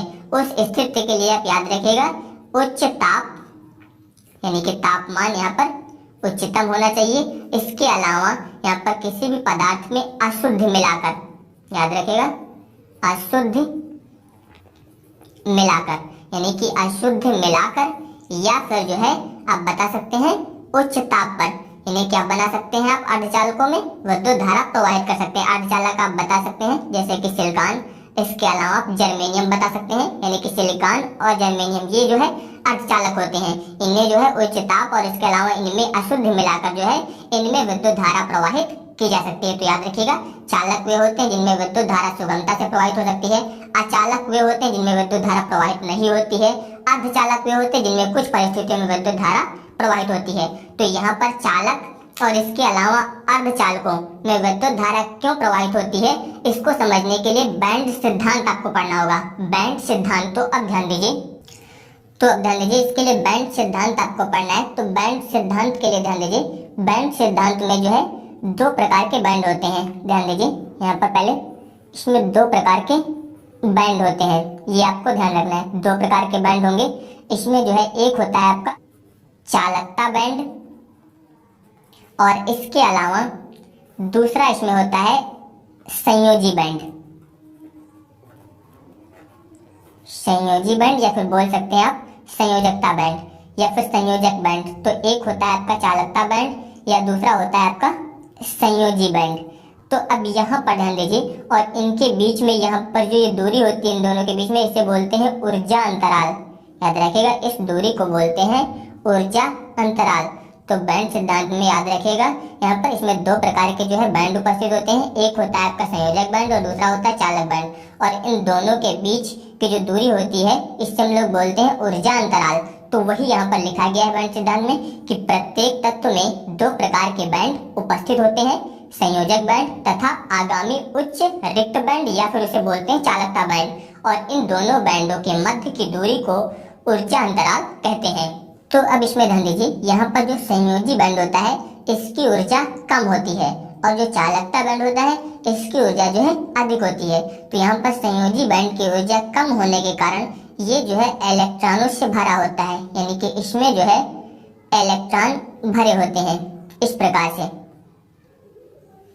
तो संयोजी बैंड में ऊर्जा कम होने के कारण इसमें इलेक्ट्रॉन जो है उपस्थित होते हैं और जो चालकता बैंड होता है ये पूर्णतः जो है खाली होता है।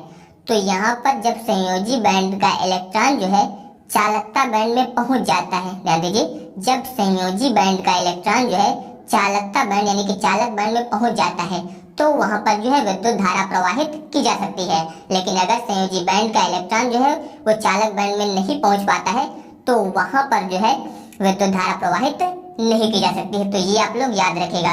तो इसी के आधार पर जो है चालक और अर्धचालक में विद्युत धारा प्रवाहित होती है। तो अब ध्यान दीजिए, इस बैंड सिद्धांत के अनुसार पहले चालक के लिए, तो अब पहले चालक के लिए ध्यान दीजिए आप इसमें, जैसे कि मान लीजिए यहाँ पर ये आपको दिया गया है चालक बैंड, और यहाँ पर जो चालक बैंड होता है ये चालक बैंड है आपका।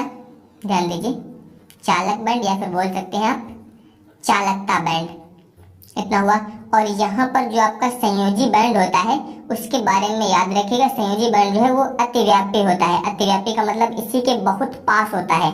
ये आपका हो जाएगा संयोजी बैंड। तो संयोजी बैंड जो है इसमें इसके अतिव्यापी होता है, यानी कि इनके बीच का जो ऊर्जा अंतराल होता है वो बहुत ही कम, लगभग नगण्य या फिर कह सकते हैं लगभग शून्य होता है। तो यहाँ पर संयोजी बैंड के जो इलेक्ट्रॉन होते हैं वो बड़ी ही सुगमता से जो है चालक बैंड में चले जाते हैं, और जब बड़ी सुगमता से चालक बैंड में चले जाते हैं तो यहाँ पर जो है विद्युत धारा सुगमता से प्रवाहित हो जाती है। तो आप इसमें बता सकते हैं कि धातुओं में जो संयोजकता बैंड है, याद रखिएगा धातुओं में संयोजकता बैंड आंशिक रूप से भरा होता है, या फिर आप बता सकते हैं कि रिक्त चालकता बैंड के साथ अतिव्यापन करता है, जिससे विद्युत क्षेत्र में इलेक्ट्रॉन सरलता से प्रवाहित हो सकते हैं और धातु चालकता दर्शाते हैं। इस प्रकार से आप इसके बारे में बता सकते हैं।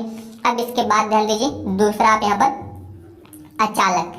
तो अचालक के लिए ध्यान दीजिए, अचालक में मान लीजिए ये यहाँ पर आपको दिया गया है चालक बैंड। अब ध्यान दीजिए, यहाँ पर ये आपको दिया गया है चालकता बैंड, और इसके अलावा ये आपको दिया गया है यहाँ पर संयोजी बैंड, संयोजी बैंड। तो इस संयोजी बैंड में और चालकता बैंड के बीच का जो ऊर्जा अंतराल होता है इसमें बहुत ज्यादा होता है।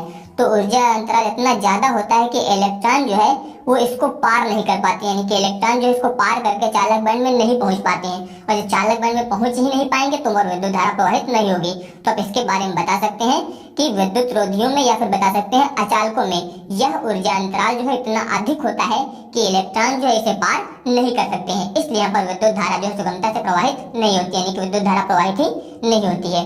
अब इसके बाद ध्यान दीजिए, तीसरा यहाँ पर अर्धचालक। तो अब अर्धचालक के लिए ध्यान दीजिए, अर्धचालक में मान लीजिए ये आपको यहाँ पर दिया गया है चालकता बैंड। ध्यान दीजिए, यहाँ पर ये दिया गया है चालकता बैंड, इस प्रकार से आपको यहाँ पर दिया गया है चालकता बैंड। अब इसके बाद ध्यान दीजिए, और यहाँ पर आपको ये दिया गया है संयोजी बैंड, इस प्रकार से संयोजी बैंड या फिर बोल सकते हैं आप संयोजक बैंड ये दिया गया है। तो यहाँ पर ध्यान दीजिए, इसमें भी आपको बताया गया इसके लिए दो स्थितियां होती है, यहाँ पर जो ऊर्जा अंतराल दिया गया है और यहाँ पर इलेक्ट्रॉन उपस्थित है। तो इसके लिए आपको दो कंडीशन बताई गई। एक तो यहाँ पर जो संयोजक बैंड होता है यहाँ पर जो है इसका ताप बढ़ा दिया जाए, यानी कि जो अर्धचालक पदार्थ है जैसे कि सिलिकॉन, इसके अलावा आपको बताया गया सिलिकॉन के अलावा जर्मेनियम। तो यहाँ पर जो पदार्थ है अगर इनका ताप बढ़ा दिया जाए, यानी कि यहाँ पर ताप जो है इनका उच्च कर दिया जाए, तो जब ताप उच्च करेंगे तो ताप उच्च होने से इलेक्ट्रॉनों की गतिज ऊर्जा जो है बढ़ जाएगी। ताप बढ़ने से इलेक्ट्रॉनों की गतिज ऊर्जा जो है उच्च हो जाएगी, और जब गतिज ऊर्जा बढ़ जाएगी तो इलेक्ट्रॉन जो है चालक बैंड में पहुंच जाएगा, और जब चालक बैंड में पहुंच जाएगा तो वहां पर विद्युत धारा जो है इससे प्रवाहित हो जाएगी। इसलिए अर्धचालक जो होते हैं वो कुछ विशेष परिस्थितियों में ही विद्युत के सुचालक होते हैं, और यहाँ पर जो इनके बीच का ऊर्जा अंतराल होता है ये भी कम होता है। तो अगर आप इनके बारे में बताना चाहो तो आप बता सकते हैं कि अर्धचालकों में ऊर्जा अंतराल कम होता है, इस कारण कुछ इलेक्ट्रॉन जो है वो संयोजक बैंड से चालकता बैंड में चले जाते हैं। इस प्रकार अर्धचालक जो है वो अल्प चालकता दर्शाते हैं। ताप बढ़ने पर अर्धचालकों की विद्युत चालकता जो है बढ़ जाती है, ये आप इसमें लिख सकते हैं। अब इसके बाद ध्यान दीजिए, अर्धचालक के बारे में आपको बताया गया। अब यहाँ पर ध्यान दीजिए अर्धचालक के प्रकार, यानी कि अर्धचालक जो है वो कितने प्रकार के होते हैं। तो अब ध्यान दीजिए, अर्धचालक के बारे में आप बता सकते हैं कि अर्धचालक जो होते हैं वो दो प्रकार के होते हैं। ध्यान दीजिए, पहला आप बता सकते हैं इसे शुद्ध अर्धचालक, शुद्ध अर्धचालक, या फिर इसे हम लोग बोलते हैं आंतरिक अर्धचालक। शुद्ध अर्धचालक या फिर आंतरिक अर्धचालक या फिर आप बोल सकते हैं निज अर्धचालक, निज अर्धचालक। ध्यान दीजिए, पहला जो है शुद्ध या फिर आप बोल सकते हैं आंतरिक या फिर बता सकते हैं निज अर्धचालक। इसके अलावा जो दूसरा होता है इसके बारे में आप बता सकते हैं यहाँ पर अशुद्ध या बाह्य अर्धचालक, इस प्रकार से। तो याद रखिएगा कि अर्धचालक जो है वो दो प्रकार के होते हैं, एक शुद्ध या फिर आंतरिक, दूसरा अशुद्ध या बाह्य।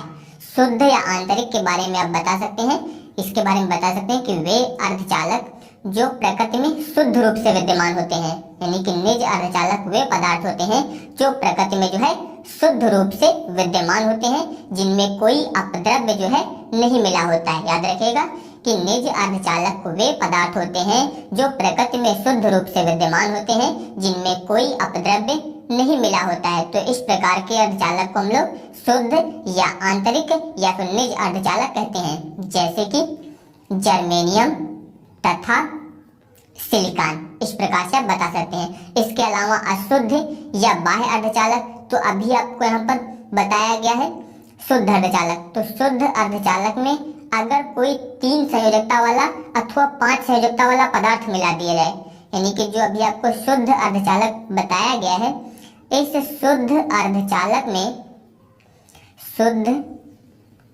अर्धचालक प्लस इसमें जो है त्रिसंयोजी यानी कि 3 संयोजकता वाला अथवा 5 संयोजी,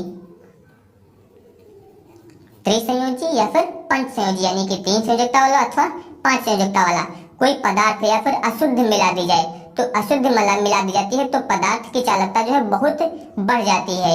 इस क्रिया को बोलते हैं हम लोग अपमिश्रण। याद रखिएगा, इस क्रिया को क्या बोला जाता है? अपमिश्रण। और इस प्रकार जो अर्धचालक प्राप्त होता है उसे बोलते हैं अशुद्ध या बाह्य अर्धचालक। आप चाहें तो इसे नोट भी कर सकते हैं। एक बार फिर से ध्यान दीजिए, शुद्ध अर्धचालक के बारे में आप बता सकते हैं कि निज अर्धचालक वे पदार्थ होते हैं जो प्रकृति में शुद्ध रूप से विद्यमान होते हैं, जिनमें कोई अपद्रव्य नहीं मिला होता है। इस प्रकार इन पदार्थों को शुद्ध, आंतरिक या निज अर्धचालक कहते हैं, जैसे जर्मेनियम, सिलिकॉन। और इसके बारे में आप बता सकते हैं कि जब किसी शुद्ध अर्धचालक में कोई त्रिसंयोजी अथवा 5 संयोजी जैसे कि बोरान या फिर आर्सेनिक मिला दिया जाए तो पदार्थ की चालकता जो है बहुत बढ़ जाती है। इस क्रिया को हम लोग बोलते हैं अपमिश्रण। और इस प्रकार प्राप्त अर्धचालक को अशुद्ध अर्धचालक या फिर बाह्य अर्धचालक कहते हैं। और इसके अलावा ध्यान दीजिए, जो यहाँ पर अशुद्ध या बाह्य अर्धचालक होते हैं ये 2 प्रकार के होते हैं।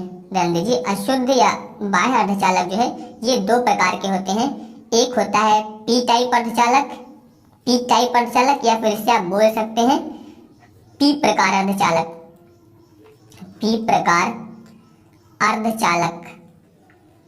और दूसरा होता है एन प्रकार अर्धचालक।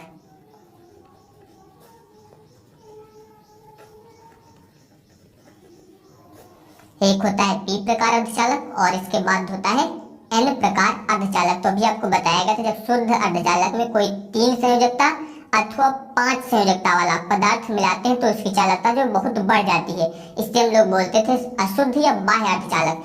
तो यहाँ पर ध्यान दीजिए, 2 प्रकार के अर्धचालक आपको बताए गए, एक पी प्रकार और दूसरा एन प्रकार।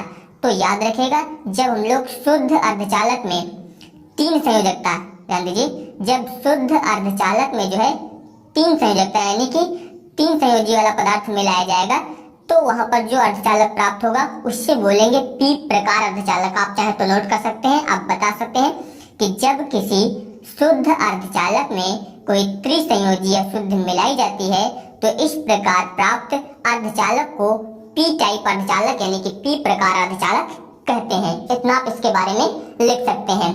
इसके अलावा दूसरा आप बता सकते हैं कि जब किसी शुद्ध अर्धचालक में कोई 5 संयोजी या शुद्ध मिलाई जाती है तो इस प्रकार प्राप्त अर्धचालकों को एन प्रकार अर्धचालक कहते हैं। तो इस प्रकार आप इनकी परिभाषा लिख सकते हैं। तो अगर आप सभी को ये वीडियो पसंद आया हो तो इस वीडियो को लाइक और शेयर जरूर करिएगा और इस तरह की वीडियो देखने के लिए आप हमारे चैनल को सब्सक्राइब जरूर करिएगा। धन्यवाद।